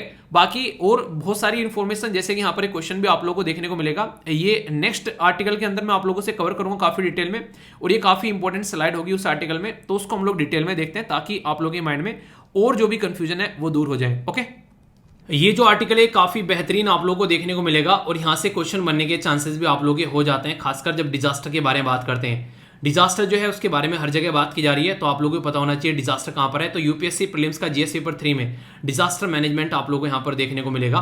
तो बात करेंगे पहले डिजास्टर के बारे में, कुछ इंटरेस्टिंग फैक्ट जो कि आप लोगों को पता होना चाहिए। बात करते हैं 1989 में। सबसे पहले अगर आप लोगों से पूछे कि यहाँ पर डिजास्टर को, जो कि नेचुरल डिजास्टर होता है, कहीं बाढ़ आ गई, कहीं सुनामी आ गया, कहीं अर्थक्वेक आ गया, उसको टैकल करने के लिए international decade for natural disaster reduction यहाँ पर देखने को मिला 1989 में। यानी कि यहाँ पर ये 1900 जो बेसिकली 89 में आप लोग यहाँ पर चीज देखने को मिली कि यहाँ पर 1989 में कि ऐसा कुछ हम लोग यहाँ पर कर सकते हैं कि हम लोग यहाँ पर चीजों को कंट्रोल करके चल सकते हैं, ठीक है। 1994 में लगा कि चीजें सही नहीं है, थोड़ा सा और सुधारेंगे, तो योकोहामा स्ट्रेटजी बनाएगी, प्लान ऑफ एक्शन, ताकि चीजों को कंट्रोल किया जा सके। योकोहामा शब्द याद रखेगा, सबसे पहले ये निकल कर आया। फिर इंटरनेशनल स्ट्रेटजी बनाएगी डिजास्टर रिडक्शन के लिए, तो यहाँ पर ये 1999 में, यानी कि यहाँ से लगभग 5 साल बाद, और फिर यहाँ से लगभग 5 साल बाद, और फिर यहाँ से आप लोगों को लगभग 6 साल बाद देखने को मिलेगा ये आगे यहाँ पर ह्योगो फ्रेमवर्क ऑफ एक्शन, जो कि 2005 से लेके 15 तक था, ठीक है। फिर इसके बाद में यहाँ पर आ गया Sendai framework for disaster risk reduction, 2015 से लेके 2030 तक था। अगर ये पैटर्न आप लोग देखोगे तो कल को चलकर आप लोगों से पूछ ले सबसे पहले योकोहामा आया, ह्योगो आया या सेंडाई आया, तो याद रखिएगा सारे के सारे जो हैं ये एक पैटर्न में आप लोगों को नजर आने चाहिए। तो सबसे पहले वाई, फिर एच और फिर एस, तो इस तरीके से आप लोग याद रखते हैं, या फिर SHY, ठीक है। तो जैसे भी आप लोगों को सुटेबल लगे, पर इंपॉर्टेंट मुद्दा यह है कि योकोहामा की बात कर लो, चाहे ह्योगो की बात कर लो, चाहे सेंडाई की बात कर लो, सारी की सारी जो सिटी है वो एक ही देश की है, और वो देश है जापान। आप लोग बोलोगे आखिर क्यों? सारे के सारे जो है यहाँ पर जापान के अंदर ही क्यों यहाँ पर ये सारी मीटिंग्स वगैरह सारी देखने को मिल रही है। जापान एक ऐसा देश है जहाँ दुनिया भर के अर्थक्वेक, दुनिया भर के आप लोगों को वहाँ पर एक तरीके से बाढ़ वगैरह आती हुई नजर आती है, दुनिया भर के वहाँ पर बेसिकली एक तरीके से डिजास्टर देखने को मिलते हैं। पर लेकिन फिर भी जरा से टाइम में वो अपने आप को फिर से संभाल कर खड़े हो जाते हैं और बोलते हैं कि आओ देखता हूँ कौन आता है, ठीक है। तो वाली बातें आप लोगों को देखने को मिलेगी। तो सारे के सारे फ्रेमवर्क यहाँ पर डिजास्टर मैनेजमेंट के जापान के अंदर आप लोगों को देखने को मिले। अभी लेटेस्ट है सेंडाई फ्रेमवर्क, तो इसके बारे में आप लोग याद रखिएगा। क्वेश्चन अगर कल को कोई पूछ ले तो सेंडाई फ्रेमवर्क के बारे में तो याद रखिएगा 7 ग्लोबल टारगेट हैं इसके, एक ग्लोबल आउटकम, एक ग्लोबल गोल, यहाँ पर 13 गाइडलाइन है इसके अंदर, प्रिंसिपल, ये सारी बातें आप लोगों को देखने को मिल रही है। और इंटरनेशनल कोऑपरेशन के बारे में सबसे ज्यादा बात यहाँ पर की जाती है ताकि सिचुएशन को कंट्रोल किया जा सके, ठीक है। तो ये काफी इंपॉर्टेंट है जो कि आप लोग समझिएगा। बेसिक चीजें बहुत सारी बताऊंगा, एक एक जो है वो ध्यान में रखकर आप लोगों को चलना है। सबसे पहले बात करें तो यहाँ पर हाईलाइट्स क्या है यहाँ पर इसके, तो इंफ्रास्ट्रक्चर जो फॉर द रेजिलिएंट आइलैंड जो स्टेट है यहाँ पर ये अभी रिसेंटली लॉन्च किया गया था। कब लॉन्च किया गया था? जब कॉन्फ्रेंस ऑफ पार्टी 26 यहाँ पर हो रही थी। कहां पर हो रही थी? ये ग्लासगो में हो रही थी, यूके के अंदर में, ठीक है। तो याद रखिएगा, आप लोगों से पूछ ले कॉन्फ्रेंस ऑफ पार्टी 27 कहां पर होने वाली है, तो ये याद रखिएगा ये इजिप्ट के अंदर में होने वाली है। तो यहां से इंपॉर्टेंट क्वेश्चन बन जाएगा। कॉन्फ्रेंस ऑफ पार्टी 28 कहां पर होने वाली है? तो यूनाइटेड अरब एमिरेट्स में होने वाली है, यूएई के अंदर में। तो कंफ्यूज मत हो जाना इसको भी लेकर, बिल्कुल भी, ठीक है। अच्छा, यूएई का मंगल के लिए मिशन जो है उसका नाम क्या है? मैंने अभी कुछ दिनों पहले पढ़ाया था, तो इतना तो हक बनता है ना पढ़ाने के बाद में क्वेश्चन पूछ लूं, बनता है कि नहीं बनता है? यस या नो? चलिए जो भी है आंसर जरूर दिया करो, ठीक है। ग्लोबल असेसमेंट ऑफ डिजास्टर, जो रेजिलिएंट ऑफ इंफ्रास्ट्रक्चर जो सिस्टम के बारे में अगर बात करते हैं तो ये काफी इंपॉर्टेंट है। यहाँ पर ये काफी सारी चीजों को बेसिकली सही से लेकर चलने की बात करते हैं ताकि आने वाले टाइम में चीजों को सुधारा जा सके। एक ऐसा ढांचा रहेगी कल को डिजास्टर भी आ जाए तो खड़ा करके उसको कंट्रोल करके फिर से हम लोग अपने पैरों पर खड़े हो जाएं, ये इसका मुद्दा रहता है। International conference on disaster resilient infrastructure के बारे में बात करते हैं तो ये काफी इंपॉर्टेंट है। यहाँ पर सबसे पहले अगर बात करें तो CDRI जो है यहाँ पर ये प्राइम मिनिस्टर मोदी साहब के द्वारा ये 2019 में जब UN की कॉन्फ्रेंस हुई थी वहां पर चीजें आप लोगों को देखने को मिली थी। दिल्ली जो है यहाँ पर इसके अंदर बात करें फर्स्ट और सेकंड जो वर्कशॉप हुई डिजास्टर रेजिलियंस के बारे में यहाँ पर दिल्ली के अंदर में CDRI 2021 में वर्चुअली हुआ। और यहाँ पर फोर्थ जो इसका एडिशन है वो भी यहाँ पर बेसिकली ऑर्गेनाइज कराया जा रहा है पार्टनरशिप विद यूनाइटेड जो स्टेट की गवर्नमेंट के साथ में इन न्यू दिल्ली, यानी कि USA के साथ में मिलकर हम लोग हाइब्रिड फॉर्मेट में चल रहे हैं, यानी कि थोड़ा सा ऑनलाइन थोड़ा सा ऑफलाइन। तो ये इस तरीके की चीजें आप लोगों को देखने को मिलेगी। तो CDRI के बारे में बात करें तो इतने मेंबर हैं यहाँ पर, ये ऑर्गेनाइजेशन पार्टिसिपेट कर रही है। और बेसिक मुद्दा यहाँ पर यह कि डिजास्टर को कैसे कंट्रोल करना है। पैसे भी दे दे भाई साहब, 2023-24 तक के चीजों को सुधारो तो सही, पैसे भी हैं आप लोगों के पास में। तो सारे मुद्दे आप लोगों को यहाँ पर देखने को मिलेंगे। पर लेकिन वही बातें हैं कि कैसे चीज़ों को लेकर चलना है, वरना दिक्कतें देखने को मिलती है जब भी यहाँ पर सिचुएशन जो है वो यहाँ पर सुधर नहीं पाती है। तो इसके बारे में यहाँ पर चीज़ें बेसिकली बताने की भी कोशिश की जा रही है। तो इसके बारे में कोई भी डाउट आप लोगों को नहीं होना चाहिए। कल को चलकर कई बार क्वेश्चन भी आप लोगों से पूछ लेते हैं, तो सारी जो पॉइंट है आप लोगों को क्लियर होनी चाहिए। अभी कुछ बातें मैं आप लोगों को बताऊंगा, कल को चलकर अगर आप लोगों से क्वेश्चन बन जाए तो ये थोड़ा सा आप लोग यहाँ पर जरूर याद रख सकते हैं। वो क्या है, ये कॉन्फ्रेंस ऑफ पार्टी जो पहली हुई थी सबसे पहले, जिसको स्कोप 1 आप लोग बोलते हैं, तो वो कब हुई थी, वो 1995 में आप लोगों को देखने को मिलती है। और वो बेसिकली जर्मनी के अंदर थी, बर्लिन के अंदर में, ठीक है, बर्लिन के अंदर में, ठीक है। 1997 में फिर यहाँ पर ये थी तीसरे नंबर की, ये सारी नहीं बता रहा हूँ, बीच बीच में जो इंपॉर्टेंट है बता रहा हूँ। क्योटो प्रोटोकॉल यहाँ से निकल कर आया, तो ये 1997 की थी। 2002 की थी, ये काफी इंपॉर्टेंट है, ये हुई थी 2002 की कॉन्फ्रेंस ऑफ पार्टी 8वें नंबर की। इसको दिल्ली डिक्लेरेशन बोलते हैं। इसमें बोला गया साइंस एंड टेक्नोलॉजी का यूज कर आप लोग क्लाइमेट चेंज को टैकल कर सकते हो, यानी कि काम की बात हम लोगों ने बताया अगर ढंग से देखा जाए। 2007 में जो बात करें यहाँ पर, ये बाली इंडोनेशिया के अंदर आप लोगों को देखने को मिली, जिसमें बाली एक्शन प्लान निकाल कर लाया गया, जिसमें कैसे हम लोग इसको कंट्रोल कर सकते हैं। तो यहाँ पर बोला गया 5 मेन कैटेगरी, यानी कि विजन होना चाहिए, मिटिगेशन होना चाहिए, एडेप्शन होना चाहिए, टेक्नोलॉजी होनी चाहिए, फाइनेंस होना चाहिए। तो 5 जो मेन कैटेगरी यहाँ पर डिवाइड की गई, वो बाली के अंदर यहाँ पर डिवाइड की गई। तो ये याद रखिएगा। कॉन्फ्रेंस ऑफ पार्टी जो 21 थी, वो काफी इंपॉर्टेंट थी, पेरिस के अंदर हुई थी, और वहां पर हम लोगों ने बातें की थी। बेसिकली सबसे इंपॉर्टेंट मुद्दा था वो क्या था, वो था जब हम लोगों ने बात की 2 डिग्री सेंटीग्रेड टेम्परेचर कम करना है और 1.5 डिग्री तक तो रखना ही रखना है। और 100 बिलियन पैसे की भी बात की गई थी, फंड देना पड़ेगा अमीर कंट्री को, गरीब कंट्री को। वो अलग बात है कि उन्होंने देने से मना कर दिया। तो ये हरकतें आप लोगों को यहाँ पर देखने को मिलेगी। तो ये कुछ बेसिक चीजें हैं। Sendai framework disaster risk reduction के बारे में अगर बात करते हैं, तो इसके ऊपर फोकस कहता है कि कैसे रिड्यूस करना है डिजास्टर को, यानी कि लोग मर रहे हैं उसको घटाना है, ठीक है, अफेक्टेड हो रहे हैं लोग उसको देखना है, रीडायरेक्ट करना है एक तरीके डिजास्टर इकोनॉमी का जो लॉस हो रहा है, रिड्यूस करना है जो डैमेज हो रहा है क्रिटिकल इंफ्रास्ट्रक्चर का। क्रिटिकल इंफ्रास्ट्रक्चर मतलब कहीं एजुकेशन इंस्टीट्यूशन, कहीं कुछ आप लोगों को खत्म होते हुए नजर आएंगे, तो उसके ऊपर काम करने की यहाँ पर बात की जा रही है। तो बेसिक चीजें हैं जिसको आप लोग समझ सकते हैं, कोई भी आप लोगों के माइंड में इसको लेकर डाउट नहीं होना चाहिए, इसलिए यहाँ पर डिटेल में बातें बता दी। अब इतने डिटेल में बताइए तो क्वेश्चन ही पूछूंगा आप लोगों से। यहाँ पर बात की जा रही है योकोहामा, इसी के साथ में ह्यूगो और सेंडाई फ्रेमवर्क के बारे में। तो ये डिजास्टर मैनेजमेंट स्ट्रेटजी है। तो यहाँ पर करेक्ट स्टेटमेंट कौन सी है, यानी कि कौन सी डिजास्टर मैनेजमेंट स्ट्रेटजी है। तो ए में बोला गया 1 2, बी बोला गया 2 3, सी बोला गया 1 3, डी बोला गया ऑल ऑफ द अबव। तो सही आंसर क्या है, सही आंसर है यहाँ पर डी, है कि नहीं। सही आंसर बिल्कुल अच्छे से आप लोग देखना है, कोई भी डाउट नहीं होना चाहिए। ओके दोस्तों, जैसे आप लोग कंज्यूमर हैं, मैं एक कंज्यूमर हूँ। इस धरती पर जो भी एक प्राणी है, कोई भी क्यों ना हो, वो हर एक इंसान कंज्यूमर है। कोई ना कोई चीजें हम लोग कंज्यूम करते हैं, पर लेकिन हम लोग को कई सारी चीज़ों के बारे में अवेयरनेस नहीं रहती है। इसलिए आप लोगों ने अक्सर सुना होगा एक पर्टिकुलर जो टैगलाइन कि जागो ग्राहक जागो। इसका मतलब क्या होता है, इसका मतलब होता है कि ग्राहक को जगाया जा रहा है कि भाई साहब आंखें खोल लो, तुम्हारा बेवकूफ़ बनाया जा रहा है, ठीक है। तो आप लोग ऐसे यहाँ पर बोल सकते हो। तो ग्राहकों को, यानी कि मुझे और आप जैसे लोगों को और अच्छे से जगाने के लिए अब गवर्नमेंट ने यहाँ पर जागृति ये मैस्कोट बनाया है, यानी कि यहाँ पर ये औरत दिखाई गई है और इसके सामने टैगलाइन रहेगी अब जागो ग्राहक जागो के साथ में एक मैस्कोट भी यहाँ पर ऐड कर दिया गया है, ताकि और अच्छे से आप लोग चीज़ों को अंडरस्टैंड कर सको।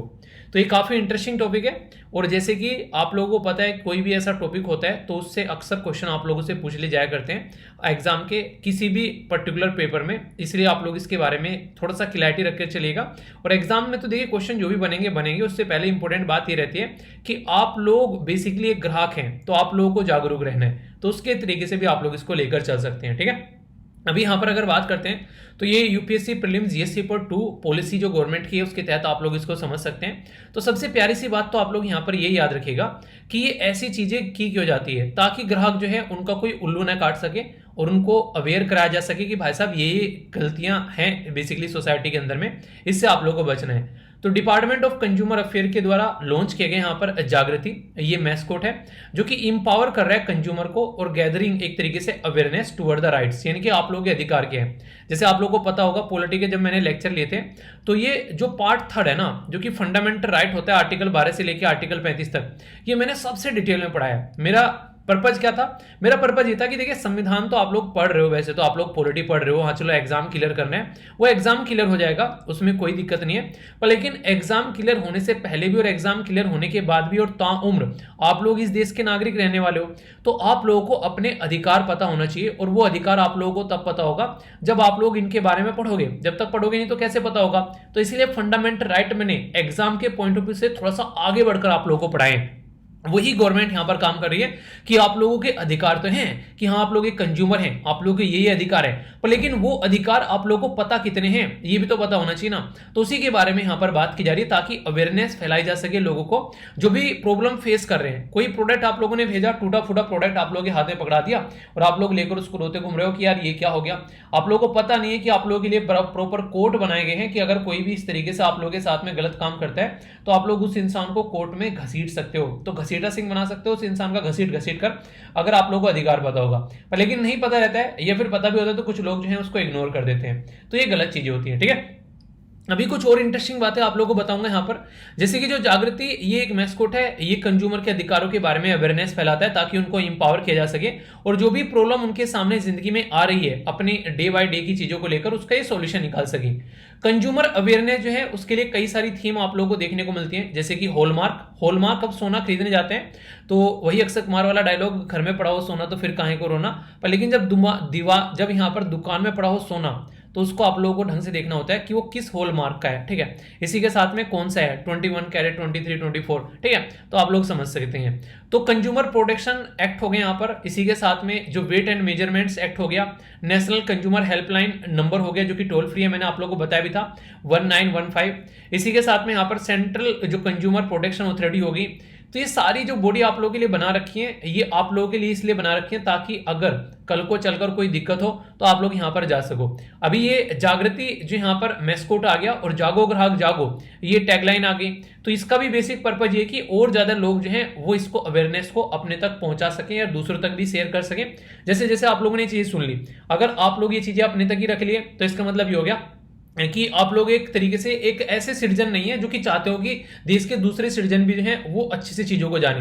पर लेकिन अगर आप लोग एक अच्छे नागरिक हैं तो अच्छी चीजें हमेशा बांटने से बढ़ती हैं, हमेशा दूसरों तक पहुंचानी चाहिए। आप लोगों ने देखा होगा बेकार सी जो ऐसी चीजें होती है ना, जो कि गलत नेगेटिव वाली चीजें होती हैं, न्यूज होती हैं, वो जरा सी देर में फटाफट वायरल हो जाती हैं। पर लेकिन जो अवेयरनेस वाली चीजें होती हैं, जो पढ़ाई वाली चीजें होती हैं, उसको लोग जो है पता नहीं क्यों शेयर करने में, लोगों को बताने में शर्म महसूस करते हैं। ठीक है, एक तरीके की चीजें यहां पर देखने को मिलती है, हेजिटेशन महसूस करते हैं। उसी से आप लोगों को बाहर निकलना है। अगर कोई ऐसी अवेयरनेस की चीज है जो कि दूसरों को फायदा पहुंचा सकती है तो कम से कम वो शेयर जरूर करो, और गवर्नमेंट भी यहां पर यही चाह रही है। तो जो आप लोगों ने पढ़ लिया है, इसलिए मैं आप लोगों को हमेशा कहता हूं, जो मैं आप लोगों को पढ़ाता हूं, अगर आप लोगों को लगता है कि आप लोगों ने अच्छे से पढ़ा है और सीखा है तो दूसरों को पढ़ा दो उसको टाइम निकाल के। अगर टाइम नहीं निकाल पा रहे हो तो कम से कम ये वीडियोस तक पहुंचा दो कि हाँ वो भी ये चीजें सीख सके कि ऐसी दिक्कतें देखने को मिल रही हैं और इन चीजों का सोल्यूशन यहां पर निकाल सके। तो फिलहाल तो गवर्नमेंट का यहां पर यही काम है।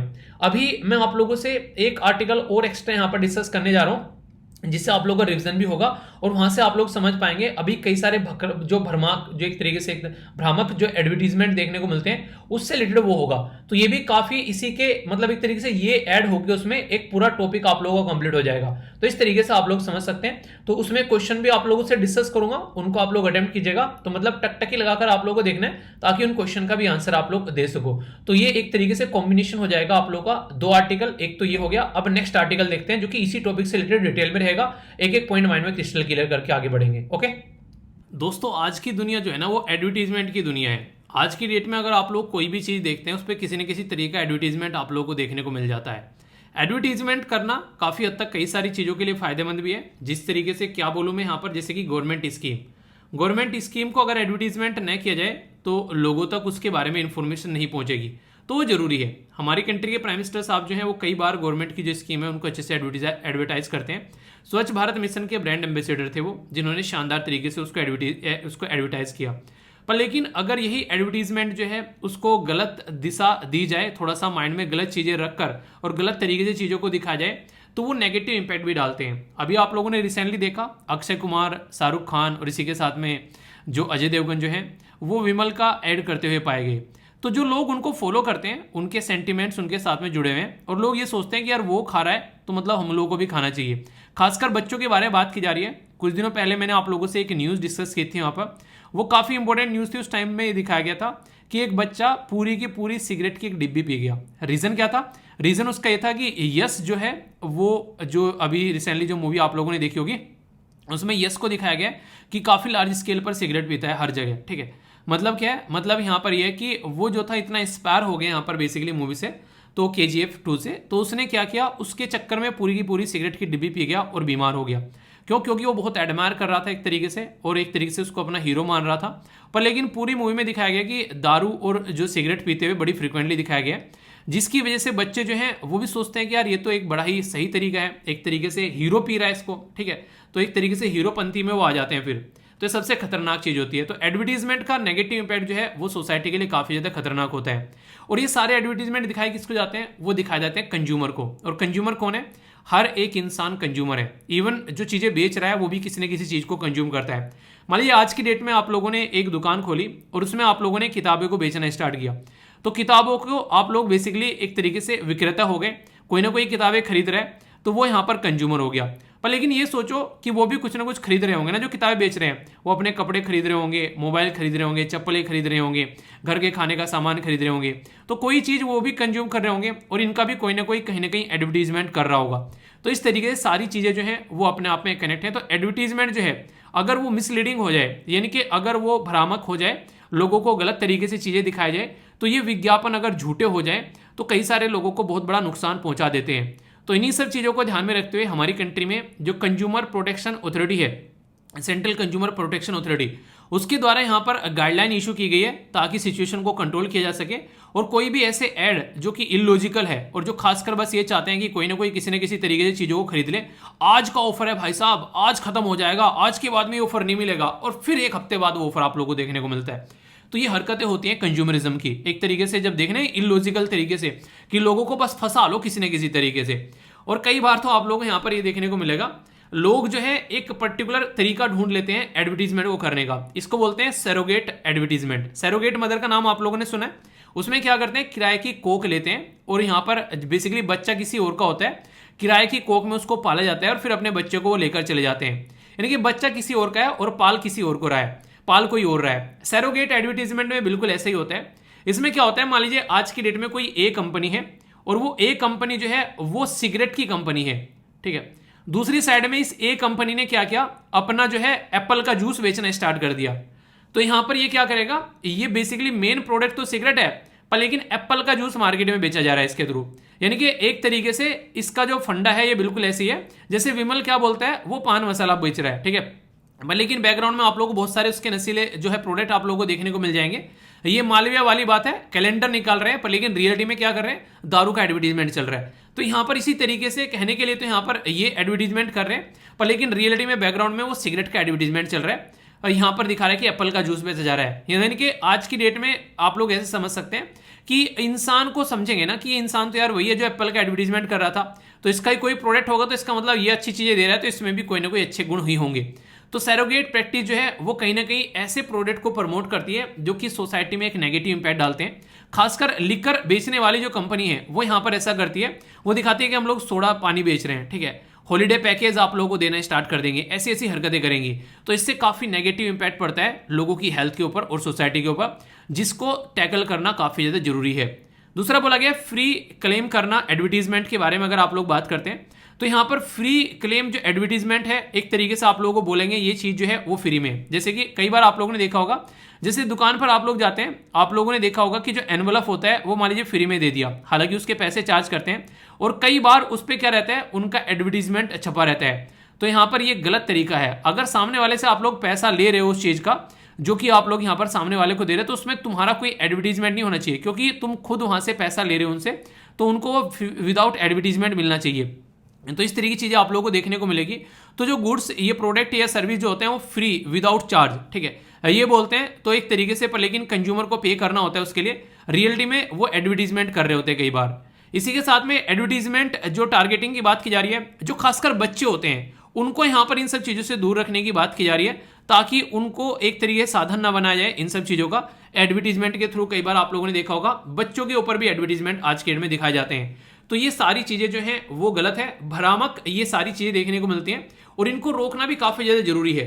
तो इसके चलते हमारी कंट्री में काफ़ी शानदार बॉडी है और जो कि काफ़ी जद्दोजहद से ये काम करती है, जिसका नाम है सेंट्रल कंज्यूमर प्रोटेक्शन अथॉरिटी, जिसको आप लोग CCPA के नाम से भी जानते हैं। अगर इसके बारे में मैं आप लोगों से बात करूं, सेंट्रल कंज्यूमर प्रोटेक्शन अथॉरिटी, तो ये प्रमोट करती है, प्रोटेक्ट करती है और इन्फोर्स करती है राइट्स ऑफ द कंज्यूमर्स, यानी कि जो कंज्यूमर्स के अधिकार हैं उनके बारे में यहाँ पर ये बात करती है। इसी के साथ में यहाँ पर अगर बात करें, ये फंक्शन करती है under the guideline ministry of consumer affair, food and public distribution के। तो ये भी काफी इंपॉर्टेंट आप लोगों को यहाँ पर देखने को मिलेगा। कई बार स्टेटमेंट दे दी जाती है क्वेश्चन में और आप लोगों से पूछा जाता है कि बताओ ये कहां पर कैसे कैसे काम कर रहे हैं, ठीक है। इसी के साथ में कंज्यूमर के अधिकारों के बारे में बात करते हैं, उनके साथ में कोई अनफेयर ट्रेड प्रैक्टिस नहीं होनी चाहिए। और ये आप लोग देखते हैं बाकायदा मेंशन किया गया कि मिसलीडिंग एडवर्टीजमेंट भी वहां पर नहीं होने चाहिए। तो ये काफी ज्यादा इंपॉर्टेंट है, यानी कि जो प्रोडक्ट बेचना है उसी प्रोडक्ट का एडवर्टीजमेंट करो, उसके दिखाने का, उन्हें हाथी के दांत खाने के कुछ और दिखाने कुछ और, तो ये बिल्कुल नहीं होना चाहिए। तो कंज्यूमर जो राइट है, अनफेयर जो ट्रेड प्रैक्टिस है या फिर मिसलीडिंग जो एडवर्टीजमेंट है, इन सब के ऊपर फोकस देना है। आप लोग सोचो यहाँ पर अभी कुछ दिनों पहले काफी केस पहुंचा था यहाँ पर बेसिकली कंज्यूमर फोरम के अंदर में। एक पिता है, वो बाहर रहते हैं कहीं, उन्होंने बर्थडे पर अपने बच्चे के लिए कोई खिलौना भेजा, पर लेकिन वो खिलौना जो है वो रास्ते में आते आते टूट गया। जब बच्चे के बर्थडे पर मिला तो वो टूटा हुआ खिलौना मिला। या फिर कई बार ऐसा होता है कि खिलौना आज भेज दिया गया कई दिनों पहले, पर लेकिन जो खिलौना पहुंच रहा है बर्थडे के बाद में पहुंच रहा है। ऐसे भी कई बार इशू देखने को मिलते हैं, वो तो एक अलग चीज है, पर लेकिन टूटा हुआ खिलौना पहुंचना, ये तो इरेस्पॉन्सिबल तरीके से आप लोगों ने जो सर्विस प्रोवाइड कराई है उसकी वजह से हरकतें देखने को मिलती है। तो नुकसान किसको हुआ? नुकसान हो गया यहाँ पर जो कि यहाँ पर उसको बेसिकली खिलौने को खरीद कर लेकर आया था, और एक तरीके सेंटिमेंट्स भी यहाँ पर हर्ट हुए, तो इनका भी ध्यान यहाँ पर रखना होता है। एक और इंपॉर्टेंट बात यहाँ पर कंज्यूमर और जो देखिए दो चीजें होती हैं, एक तो होता है एक जो बेचने वाला है, एक होता है खरीदने वाला है, ठीक है। तो यहाँ पर एक तरीके से जो बेचने वाला है, यहाँ पर जो विक्रेता है, जो सेलर है, और जो कंज्यूमर है, उसमें आप लोगों को डिफरेंस समझना पड़ेगा। जैसे कि अमेजन से आप लोगों ने कोई प्रोडक्ट खरीदा और आप लोगों ने वो प्रोडक्ट जो है अपने लिए यूज किया, उसको बोलेंगे कंज्यूमर।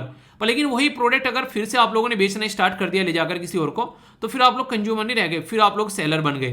तो यहाँ पर हम लोग कंज्यूमर के प्रोडक्शन के बारे में बात करते हैं, ना कि सेलर के प्रोडक्शन के बारे में यहाँ पर नॉर्मली बातें कर रहे हैं, ठीक है। तो ऑब्जेक्टिव क्या है कि प्रोटेक्ट करना, प्रमोट करना और इन्फोर्स करना कंज्यूमर्स एज ए क्लास। इसी के साथ में इन्वेस्टिगेट करना अगर कहीं भी अधिकारों का हनन हो रहा है, और उसी के हिसाब से फिर प्रोसिक्यूट करना। इसी के साथ में ऑर्डर देना या फिर रिकॉल करना अनसेफ गुड्स, जो गुड सर्विस है उसको, और डिसकंटिन्यू करना अनफेयर अनफेयर जो ट्रेड प्रैक्टिस चल रही है, फिर मिसलीडिंग एडवर्टीजमेंट चल रहे हैं उनको। इंपोज करना पेनल्टी मैन्युफैक्चरर या फिर जो भी एंडोर्स करते हैं, पब्लिश करते हैं उसको, ताकि यहाँ पर कोई मिसलीडिंग एडवर्टीजमेंट न आ सके। जैसे अभी यहाँ पर ये दिखाते हैं कि पान मसाला खा रहे हैं, पर रियलिटी में यहाँ पर एक तरीके से नशीले पदार्थों का एडवर्टीजमेंट यहाँ पर किया जा रहा है।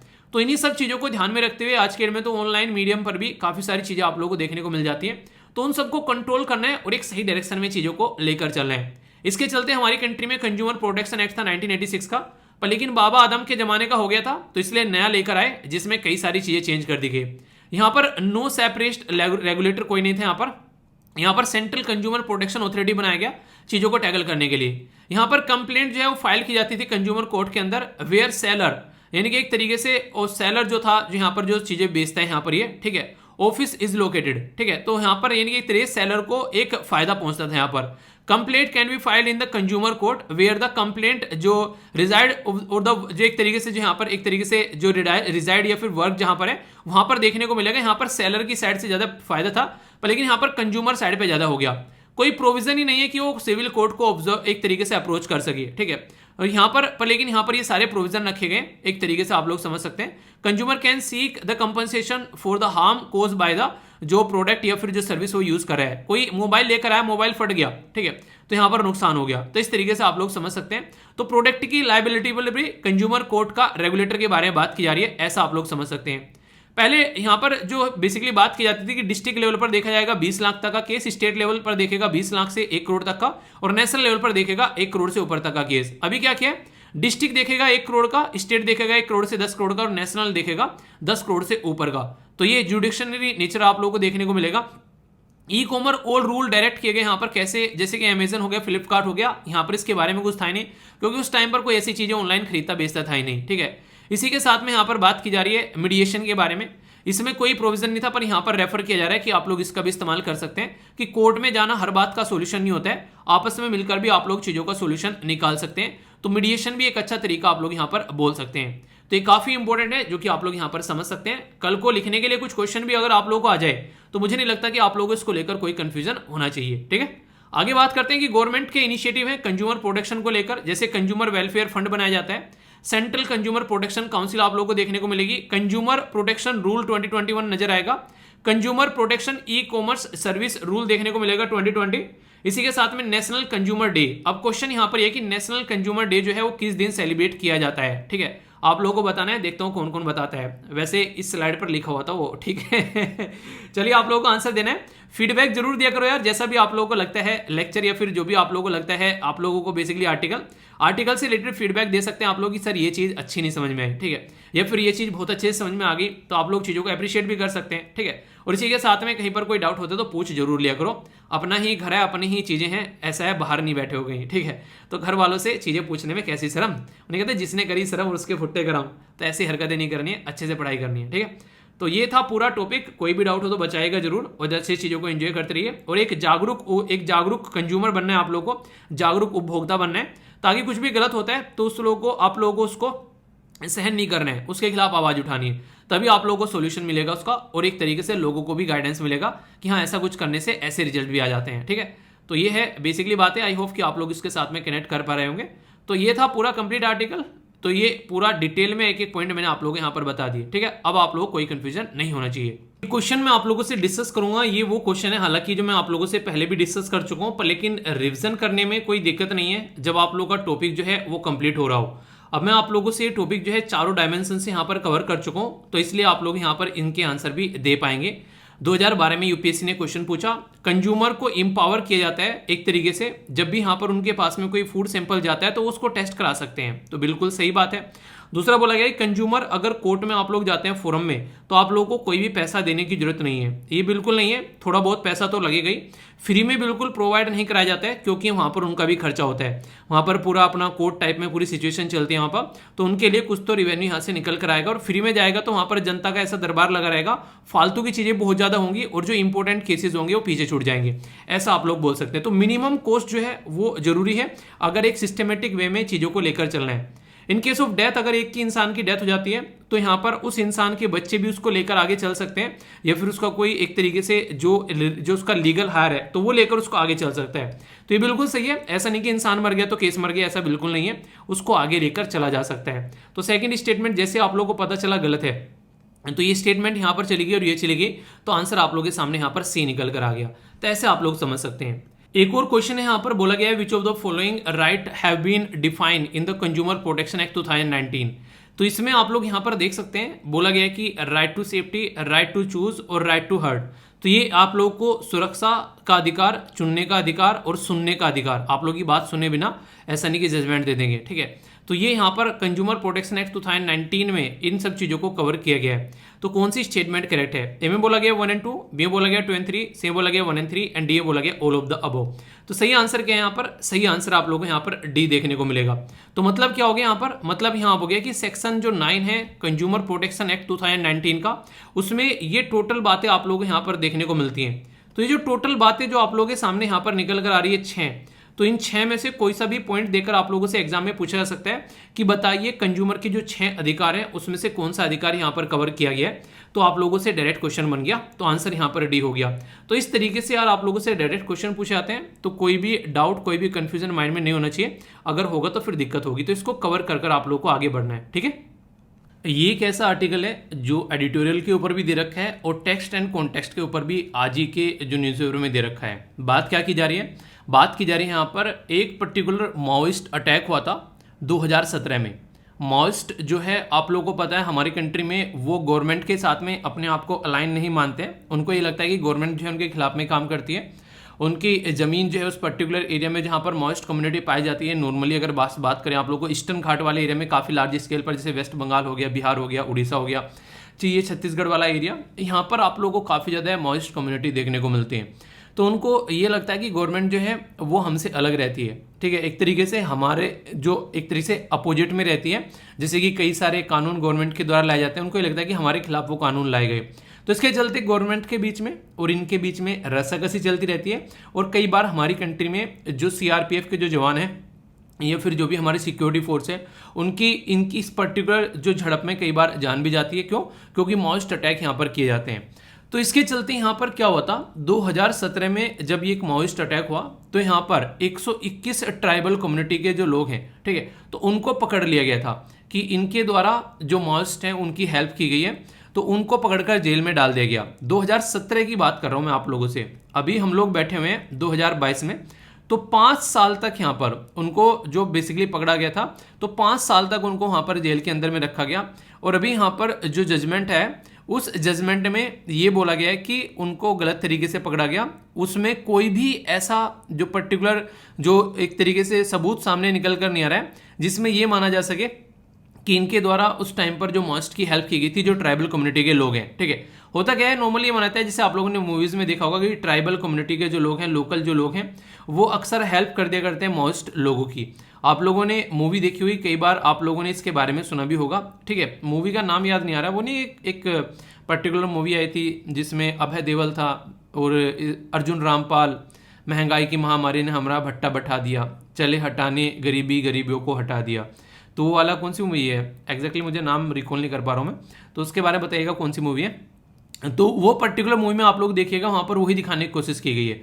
वो जाता तो वहाँ पर बनकर है कि एक तरीके से उनके खिलाफ यहाँ पर सबूत निकाल के देगा अर्जुन रामपाल को, पर लेकिन इन रियलिटी जब वो वहाँ पर जाता है तो देखता है वो भी अपनी जगह सही है। तो इस तरीके की उसको फीलिंग आती है यहाँ पर कि गवर्नमेंट इनके लिए करी क्या रही है, इंडस्ट्रियल जो लोग हैं, इंडस्ट्रियलिस्ट जो है उनको प्रोजेक्ट दे रही है, तो इसके चलते वो भी हथियार उठा लेता है। तो ऐसे इंसिडेंट देखने को कई बार देश के अंदर मिलते हैं, कई सारे लोगों की जान जाती है।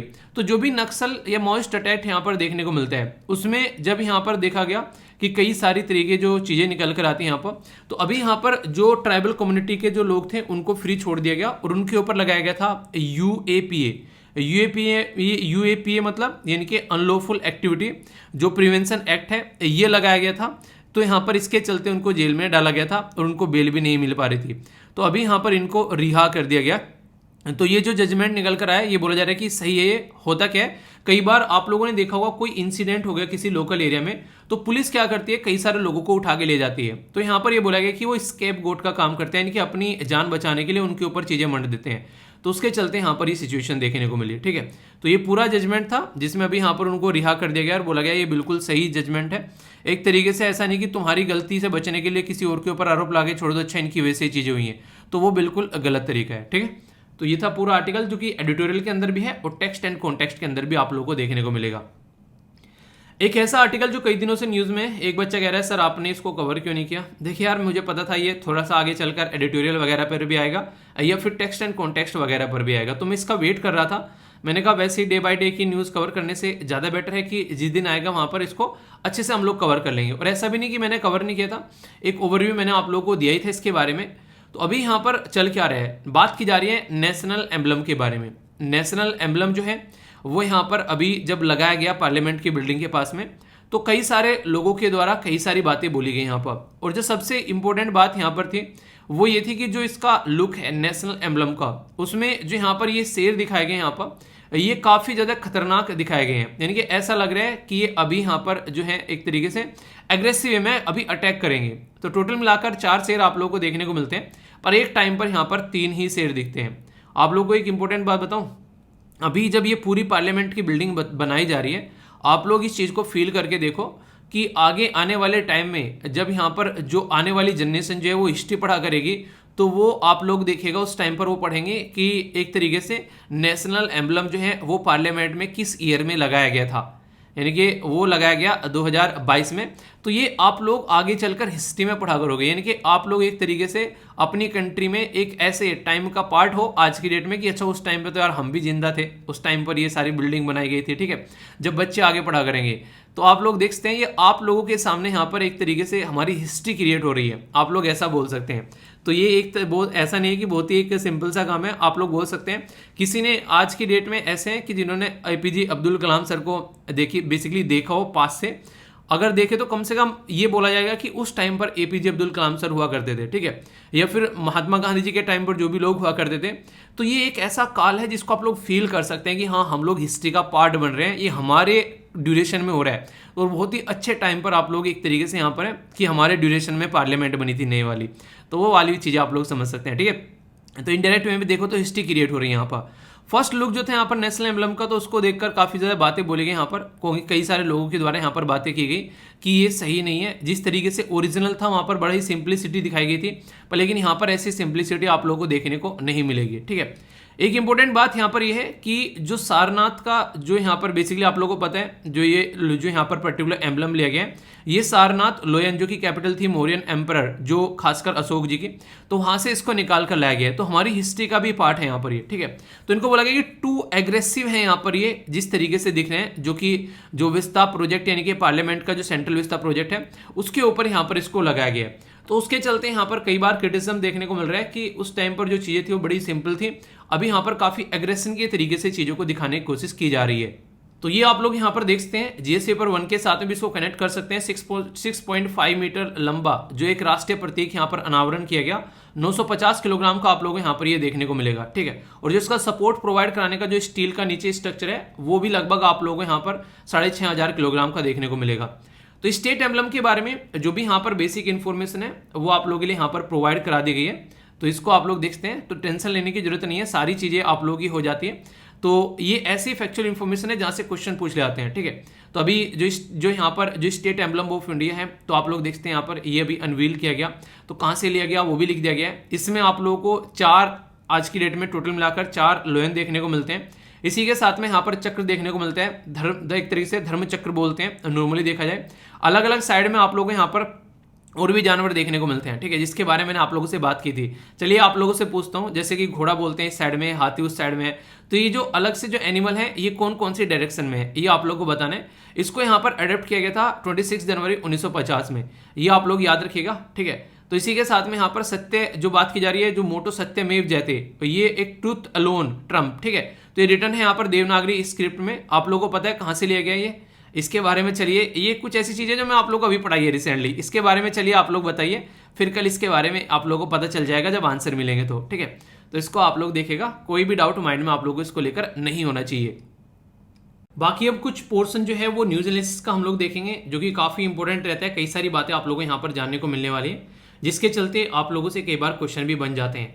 सबसे पहले जो यहाँ पर न्यूज है ये बात ही निकल कर आ रही है कि पाकिस्तान की जो रुपी है करेंसी, वो काफी ज्यादा नीचे पहुंच गई है, लगभग 200, मतलब आप लोग समझ सकते हैं हमारी जो करेंसी है वो लगभग 80 रुपये पर डॉलर हो गया है। यानी कि $1 अगर आप लोग मार्केट में खरीदने जाएंगे तो आप लोगों को 80 रुपये देने पड़ेंगे। पर लेकिन अगर आप लोग पाकिस्तान के अंदर बात करें तो 200 रुपये लगभग आप लोगों को देने पड़ेंगे पाकिस्तान के, तब जाकर आप लोगों को यहाँ पर पाकिस्तानी रुपये में $1 मिलेगा। रीजन क्या है?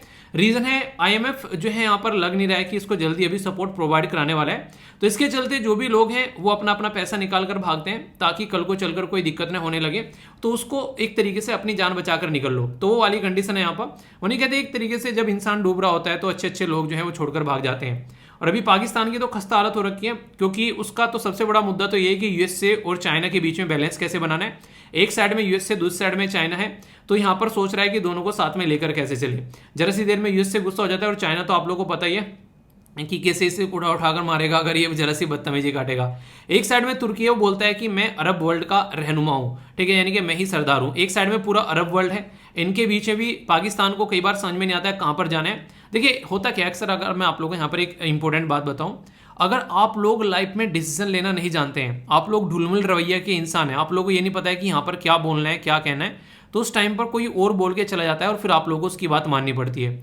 जिंदगी में भी ऐसा होता है, कई बार आप लोगों को देखने को मिलता है, तो ये दिक्कतें निकल कर आती है। और अभी जब अफगानिस्तान के अंदर तालिबान आया, सबसे ज्यादा खुश पाकिस्तान था, ये लग रहा था कि लंगोटिया यार या भाई जो आ गया भाई साहब पावर में।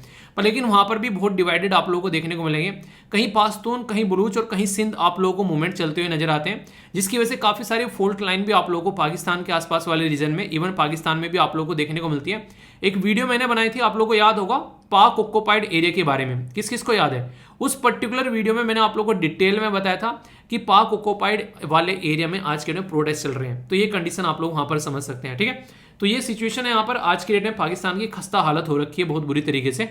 अगर ऐसा ही चलता रहा यहाँ पर, तो बुरी बातें ये बोली जा रही है कि पाकिस्तान जो है वो श्रीलंका वाली कैटेगरी में आने वाला है, क्योंकि इसके पास में ज्यादा बचा नहीं है अपना जो है मटेरियल खरीदने के लिए। जो अभी पैसा जो होता है नॉर्मली, तो एक तरीके से पता नहीं कब यहाँ पर इसकी जो है एक तरीके से आप लोग बोले कि पैंट नीचे से रख जाए और पाकिस्तान जो है सबके सामने नंगा खड़ा मिले, क्योंकि यहाँ पर बोला जा रहा है कि ओनली लगभग 2 महीने का इंपोर्ट ये कर सकते हैं या फिर इससे कम जो भी पैसा इसके पास में बचा हुआ है। तो अब सोचने वाली बात यहाँ पर ये होगी कि क्या पाकिस्तान भी नेक्स्ट श्रीलंका बनने वाला है। अगर ऐसा हुआ तो हमारे लिए तो ये दिक्कत होगी क्योंकि आप लोगों को पता है कि जब भी पड़ोस में कुछ गड़बड़ होती है तो फिर क्या होता है, हमारे देश में रिफ्यूजी बनकर आते हैं लोग, वो वाली चीज़ें आप लोगों को देखने को मिलेगी। श्रीलंका से बहुत सारे जो तमिलियन कम्युनिटी के जो मछुआरे थे जो उस टाइम पर अंग्रेजों के द्वारा वहाँ पर ले जाए गए थे खेती करने के लिए, वो काफ़ी सारे वहाँ से वापस आए। तो ये सारी चीज़ें आप लोग यहाँ पर समझ सकते हैं। तो ये ऐसी बातें हैं जिसके ऊपर आगे भी क्वेश्चन आप लोगों से एग्जाम में पूछे जा सकते हैं, ठीक है। तो ये बेसिक चीजें जिसके बारे में आइडिया रखेगा। बाकी मोंकी पॉक्स जो है यहाँ पर वो अपना कहर जो है वो फैलाने से पीछे नहीं हट रहे हैं। एक तरीके से बीमारी जो है अभी हमारी कंट्री में भी सेकंड केस अभी आप लोगों को देखने को मिला। अभी रिसेंटली यहाँ पर कई सारे लोग जो हैं वो यूएसए में इस बीमारी से ग्रसित पाए गए थे। और ये कैसी बीमारी है, ये एक जूनोटिक बीमारी है। मैंने आप लोगों को बोला है कि जूनोटिक बीमारी कैसी होती है। जूनोटिक बीमारी वो बीमारी होती है जो कि जानवरों से इंसानों में फैलती है, ठीक है। तो इसको जूनोटिक बीमारी आप लोग बोलते हैं, जूनोटिक डिजीज। तो यानी कि अगर जानवरों को कोई बीमारी रहेगी तो हमारे तक वो आसानी से फैल सकती है। और रिसेंटली अभी कई सारे एरिया में ये जो बीमारी है वो फैलती यहाँ पर नजर आई। मोंकी पॉक्स वायरस जो है ये मोंकी, इसी के साथ में एप्स जो कि लंगूर होते हैं, ठीक है, चूहे वगैरह या फिर रैबिट खरगोश से भी आप लोगों को यहाँ पर देखने को मिल सकती है। सबसे पहले कहाँ पर ये देखने को मिली थी अगर पूछूं मैं आप लोगों से, हालांकि बता चुका हूँ, याद रखेगा, डेमोक्रेटिक रिपब्लिक ऑफ कोंगो में ये 1958 में देखने को मिली थी, ठीक है। तब से यहाँ पर रिपोर्ट की गई थी यहाँ पर एक तरीके से। उसके बाद में फिर ये अलग अलग एरिया में आप लोगों को देखने को मिली। फिर लगभग 2017 में नाइजीरिया में लगभग कई सारे एरिया में नजर आई। फिर वेस्ट और सेंट्रल अफ्रीकन जो कंट्री में आप लोगों को देखने को मिली। फिर उसके बाद में अभी रिसेंटली यूएसए वाले कई सारे एरिया में आप लोगों को देखने को मिली। और घूमते घूमते अब ये बीमारी जो है वो हमारी कंट्री में भी एंट्री कर चुकी है। तो इसलिए आप लोगों को बोल रहा हूँ कि आप लोग अपना ध्यान रखिए। कोविड-19 के बाद में ये काफ़ी खतरनाक एक बीमारी मानी जा रही है जो कि काफ़ी एक ह्यूज नेगेटिव इंपैक्ट आप लोगों की बॉडी पर डाल सकती है। अगर आप लोग खुद अपनी प्रोटेक्शन नहीं रखोगे तो फिर दिक्कतें देखने को मिलेगी। तो protection is better than cure, तो वो वाली बातें आप लोगों को ध्यान में रखनी है और वो ही आप लोगों को हमेशा फायदा पहुंचाएगी। देखिए यार, अपनी चीज़ें अपने हाथ में होती है। अगर आप लोग इसको किसी और के ऊपर छोड़ दोगे तो फिर कोई मतलब नहीं है। तो अभी ये सारी चीज़ें आप लोगों को इसलिए बताता हूँ ताकि आप लोग अपना ध्यान रख सकें और इसी के साथ साथ में अपने परिवार का भी ध्यान रख सकें। बाहर से जब भी आप लोग इधर उधर से आते हैं तो आप लोग इन चीज़ों को अंडरस्टैंड कर सकें, ठीक है। तो ये पूरा बीमारी के बारे में इंफॉर्मेशन हो गई, कोई डाउट नहीं होना चाहिए, ओके। यहाँ पर अभी जो शिवसेना है आप लोगों को पता है महाराष्ट्र स्टेट के अंदर क्या देखने को मिला। उसके ऊपर अभी यहाँ पर और बादल के एक तरीके से शंका के बादल मंडराने लगे, क्योंकि लोकसभा के अंदर भी जो उसके एमएलए थे उन्होंने जो रिबेल कैंप था उसको ज्वाइन कर लिया। तो 12 के करीब एमएलए यहाँ पर जा रहे हैं। तो शिवसेना जो प्रेजेंट टाइम पर आप लोगों को जो माना जाता है कि उद्धव ठाकरे के द्वारा लीड की जा रही थी, उनके हाथ में से अब चीज़ें जो है फिसलती हुई आप लोगों को यहाँ पर नजर आएगी। अभी देखते हैं यहाँ पर किस तरीके चीज़ें आगे बढ़ेंगी और कई सारे आर्टिकल यहाँ पर आएंगे। वैसे मैं आप लोगों को एंटी डिफेक्शन लॉ सारी चीज़ें कई बार बता चुका हूँ। जैसे कोई नया डेवलपमेंट निकल कर आएगा और अच्छे से, तो हम लोग इसके बारे में डिस्कस करेंगे। यहाँ पर पार्टी का चिन्ह किसको मिल रहा है, वो सब चीज़ें, नाम कौन रखेगा, तो उसके बारे में हो जाएगा। पहले एक बार इसको प्रक्रिया को शांत हो जाने दो, क्योंकि ये चीज़ें ऐसी हैं जो चलती रहती हैं। तो day by day time waste नहीं करना है, ठीक है।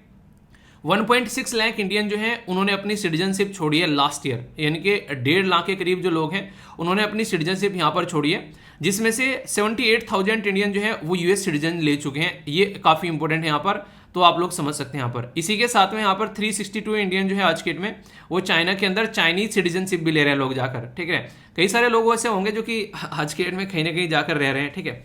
तो इसमें कनाडा में भी कई सारे लोग गए हैं। इसी के साथ में आप लोगों को देखने को मिलेगा यूके के अंदर, नीदरलैंड के अंदर, ये इस तरीके से यहाँ पर आप लोगों के सामने टोटल डेटा है।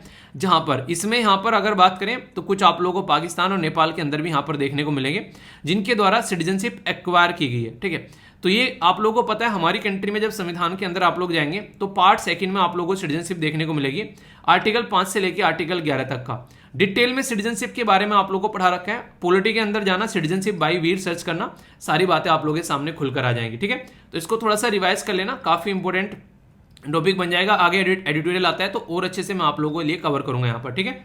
आगे चलते हैं। यहाँ पर ये काफी बड़ी बात है, एक जो वुमेन है उसके द्वारा एक बेबी को सफदरजंग जो इमरजेंसी वार्ड है उसके बाहरी बच्चे को पैदा करना पड़ गया। क्यों?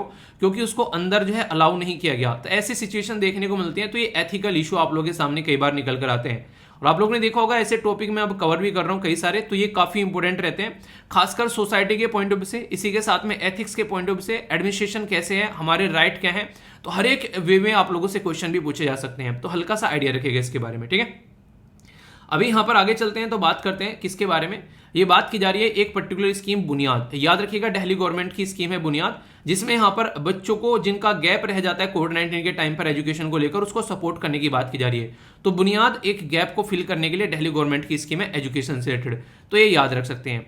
अभी एक इंसिडेंट निकल कर आया था लुलु मॉल कंट्रोवर्सी, उसमें क्या था, एक मॉल है, कहां पर ये है बेसिकली ये लखनऊ के अंदर में, तो वहां पर हुआ क्या, एक खुले में नमाज पढ़ते हुए जो लोग हैं वो देखने को मिले वहां पर, जिसकी वजह से कंट्रोवर्सी उभर कर सामने आई। तो ऐसा लग रहा था कि यहाँ पर कि एक तरीके से कई सारे लोग जो हैं वो नमाज पढ़ रहे हैं, और तो ये लगा कि वहां पर हर धर्म के लोग जाते हैं, तो एक दूसरे को एक नहीं देखकर वो कि यहाँ पर एक एनिमिटी ना फैल जाए, तो सेक्शन 153 लगा दी गई कि एनिमिटी जो यहाँ पर फैलाने की कोशिश की जा रही है। 295 यहाँ पर एक तरीके से कि रिलीजियस की फीलिंग को एक तरीके से एक अलग तरीके से दिखाया जा रहा है।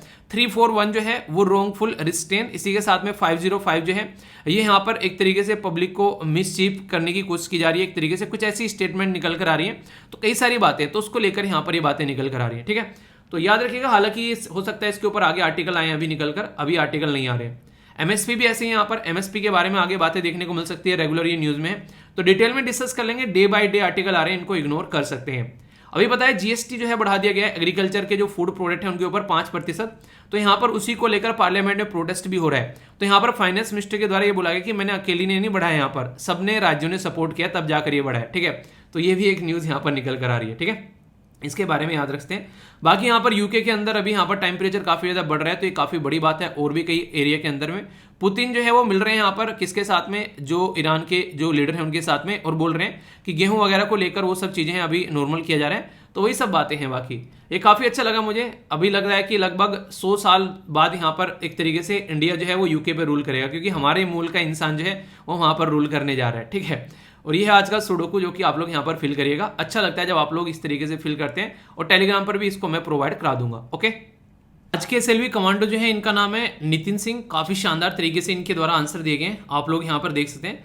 तो आप लोग भी पार्टिसिपेट किया कीजिए यार, जब भी आप लोगों से क्वेश्चन पूछता हूँ कई सारे बच्चे डिटेल में आंसर देते हैं, तो हर दिन आप लोगों को कुछ नया सीखने को मिलेगा, और कोशिश ये करनी है कि जैसे ही ये वीडियो कंप्लीट होती है तो रिकॉल करना है आप लोगों को आंखें बंद कर कर, ताकि चीजें जो हैं वो लंबे समय तक आप लोग याद रख सको। और ये कब होगा, जब आप लोग वीडियो को टकटकी लगाकर सुनोगे, तो टकटकी लगाकर वीडियो को आप लोगों को सुनना है, ठीक है।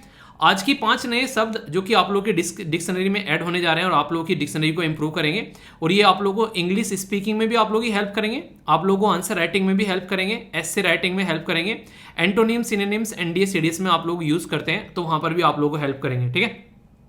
सबसे पहला यहाँ पर यह है इंट्रूसिव, यानी कि एक तरीके से दखल, यानी कि एक तरीके से कुछ ही चीज में डिसरप्शन कर देना एक तरीके से, ठीक है। कोई ने एक तरीके से अनवांटेड चीज आ गई, किसी को इनवाइट नहीं किया, वो आ गया पार्टी में, यार तुमको तो बुलाया नहीं था, तुम कैसे आ गए यहाँ पर, ठीक है।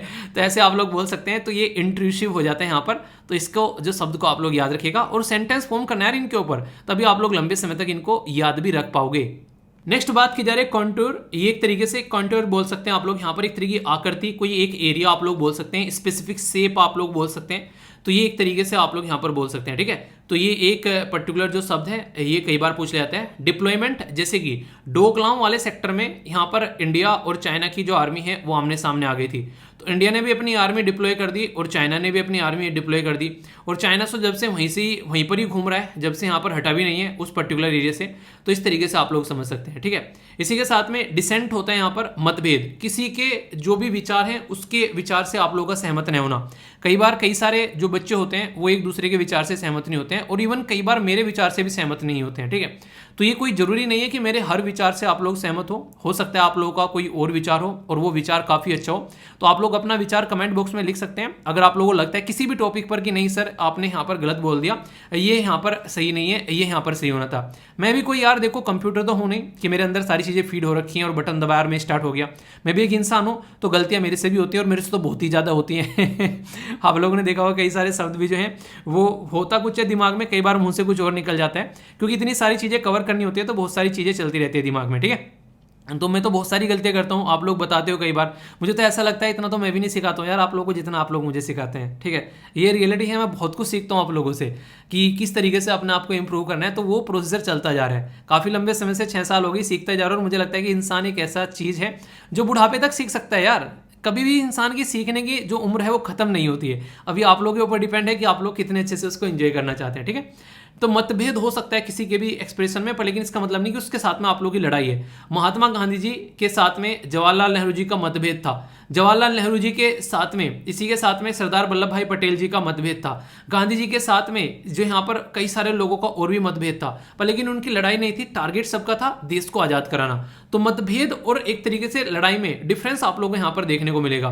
तो मतभेद मतलब मत यानी कि सोच का भेद, आप लोग एक सोच रहे हैं वो ऐसे हो जाएगा देश आजाद, एक सोच रहे हैं ऐसे हो जाएगा, तो ऐसे आप लोग समझ सकते हैं। इवैक्यूएट मतलब खाली करना, चीजों को वहां से हटाना, एक पर्टिकुलर सेफ जोन में ले जाना, अगर कहीं पर कोई डेंजर में है, कोई खतरे में है कि यहाँ से इवैक्यूएट कर दो, यानी एक तरीके से यूक्रेन में बम्बार्डमेंट हो गई यार, इनको इवैक्यूएट कर लो, इंसानों को यहाँ से, पता चला लोगों की जान जाए, बाढ़ आ गई तो लोगों को वहां से बचा लो यार। तो ये वाली चीजें आप लोगों को देखने को मिलती है। सेंटेंस फॉर्मेशन जरूर करना यार, ऐसा लगता है मेरी मेहनत वसूल हो जाती है जब आप लोग पार्टिसिपेट करते हो, तो इसमें आप लोगों को शर्माना नहीं है, तो ये काम आप लोग जरूर किया करो, ठीक है। तो अच्छा लगता है, ठीक है। उन्हें कहते हैं कुछ दाग अच्छे लगते हैं तो दाग नहीं है, तो एक तरीके से कैपेबिलिटी है अगर आप लोग पार्टिसिपेट करोगे। और कई सारे बच्चे कर भी रहे हैं, तो किसी का देखकर भी अगर आप लोग सीख रहे हो तो कोई दिक्कत नहीं है। हाँ बिल्कुल हूबहू सेंटेंस फॉर्म मत करो, बिल्कुल ऐसा कैसे जैसे उसने किया है, थोड़ा चेंज करो अपना, अपनी थोड़ी सी क्रिएटिविटी लगाओ, गलत हो गए तो कोई दिक्कत नहीं, इंप्रूव कर लेंगे, ठीक है। कोई माँ के पेट से सीख कर नहीं आता है।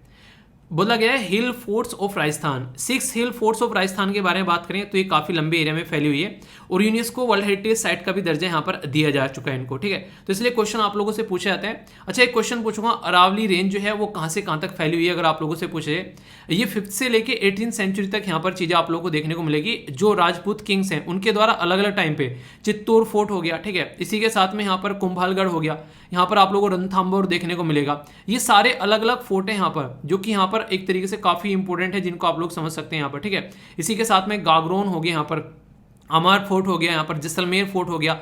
तो राजस्थान तो एक तरीके से आज भी आप लोग घूमने जाओगे, मतलब एक तरीके से राजस्थान में आज भी आप लोग एंट्री करते हो ना जैसे, तो ऐसा लगेगा कि यार एक अलग ही लेवल की दुनिया में आप लोगों को देखने को मिलता है, ठीक है। कभी वो नहीं कहते आओ कभी राजस्थान में, ठीक है, जैसे कहते हैं आओ कभी गुजरात में, तो आओ कभी राजस्थान में आप लोगों को बहुत कुछ यहाँ पर देखने को मिलेगा, इस तरीके से आप लोग समझ सकते हैं। तो हिंदू जैन ये इस तरीके से टेम्पल आप लोगों को नजर आएंगे, ऐसा नहीं कि पर्टिकुलर एक ही धर्म के। सबसे प्यारी चीज आप लोगों को ये देखने को मिलेगी, बहुत सारी रिलीजन से रिलेटेड, हिंदू हो गया, जैन हो गया, सिख हो गया, इस तरीके से अलग अलग कल्चर स्ट्रक्चर आप लोगों को यहाँ पर देखने को मिल जाती है, खासकर जब आप लोग जाते हो, ठीक है। तो ये यहाँ पर बेसिक चीजें हैं। आई होप कि आप लोगों को कुछ ना कुछ नया सीखने को जरूर मिला होगा।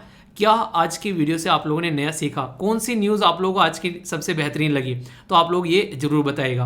और देखो यार जब भी आप लोगों को लगे ना कोई मन में कोई आशंका चल रही है, चिंता चल रही है, तो आप लोग यहाँ पर शेयर कर सकते हैं मेरे साथ में। ये इसकी कोई गारंटी नहीं है कि रिप्लाई मिल जाएगा, पर लेकिन इसकी जरूर गारंटी है कि अगर जेन्युइन आप लोगों को क्वेश्चन होगा तो डायरेक्ट यहाँ पर रिप्लाई मिलना तो मुश्किल है कई बार, पर लेकिन वीडियो के अंदर उसका रिप्लाई आप लोगों को जरूर मिल जाएगा, ठीक है। बातों ही बातों में आप लोगों ने देखा होगा कई बार जो भी मैं मेल पढ़ता हूँ उनके आंसर आप लोगों को मिल जाते हैं, खासकर जिसका क्वेश्चन रहता है उसको तो पता चल ही जाता है कि उसका आंसर मिल चुका है, ठीक है। वो अलग बात है कि मैं नाम नहीं लेता हूँ तो, पर लेकिन हाँ ये बात आप लोगों को देखने को मिलेगी, ठीक है। तो इसलिए आप लोगों को यहाँ पर जरूर कनेक्ट आप लोग रहिए, ओके। और इसी के साथ में यार कोई आप लोगों के साथ में हो या ना हो, आप लोग हमेशा मुझे अपने साथ में पाएंगे जब भी आप लोग चिंता में होंगे, टेंशन में होंगे। ये आप लोगों को मैं एक तरीके से प्रोमिस कर सकता हूँ, जब तक जिंदा हूँ तब तक इसी तरीके से आप लोगों को हमेशा किसी न किसी तरीके से आप लोगों के साथ में जुड़ा रहूंगा, और आप लोगों को जितना भी हो सकेगा मेरी तरफ से वो टेंशन दूर करने की कोशिश करूंगा। आप लोग क्या करना है, बस आप लोगों को मेरे साथ में कनेक्ट रहना है। ये सारे सोशल मीडिया हैंडल हैं, आप लोग यहाँ पर कनेक्ट रह सकते हैं। कई सारे बच्चे बोलते हैं सर हमारी जो रिक्वेस्ट एक्सेप्ट नहीं करते हो फेसबुक पर यार वहाँ पर 1 लाख से ज़्यादा लोग जुड़े हुए हैं, सब आप लोग समझ सकते हैं। फेसबुक की कैपेसिटी होती है कुछ ही लोगों को आप फ्रेंड बना सकते हैं, ठीक है। तो इस तरीके से उसको वैसे मत देखिए, आप लोग फॉलो कर लीजिए, वहाँ पर आप लोगों के पास में नोटिफिकेशन आते रहेंगे जो भी चीज़ें मैं वहाँ पे शेयर करता हूँ या फिर कहीं पर भी शेयर करता हूँ, तो फॉलो कर सकते हैं आप लोग, यहाँ पर कनेक्ट हो सकते हैं। बाकी आसपास सफाई रखिए, पानी और पेड़ पौधों को सेव कीजिए, पॉलिथीन और प्लास्टिक बैग वगैरह बिल्कुल भी यूज़ नहीं करना है, ठीक है। और बाकी प्यार बांटने से बढ़ता है, ज़्यादा से ज़्यादा लोगों तक चीज़ें शेयर करो और आप लोग भी अच्छे से एंजॉय करो। और PDF जरूर डाउनलोड कर लेना, और SLV PDF पर तो जरूर जुड़ जाना, दिल खुश हो जाएगा आप लोग, इतनी सारी चीज़ें वहाँ पर शेयर की जा रही है आज की डेट में, ठीक है। तो अच्छे से एंजॉय कीजिए, और सारी चीज़ें फ्री ऑफ कॉस्ट हैं, पैसा एक भी पे नहीं करना है, बस आप लोगों को अपना थोड़ा सा टाइम देना है वहाँ पर पढ़ने के लिए, ठीक है। तो अच्छे से एंजॉय कीजिए। तो ये थी सारा आज का डिस्कशन, मैं आशा करता हूँ अच्छे से एंजॉय किया होगा। कोई भी डाउट कन्फ्यूजन होगा तो बताना जरूर। नेक्स्ट वीडियो में मिलता हूँ, तब तक के लिए बड़ों को नमस्ते, छोटों को प्यार, छोटी सी लाइफ एंजॉय करार। मिलता हूँ नेक्स्ट वीडियो में, तब तक के लिए जय हिंद। और हाँ, मौज लो, रोज लो, नहीं मिले तो खोज लो।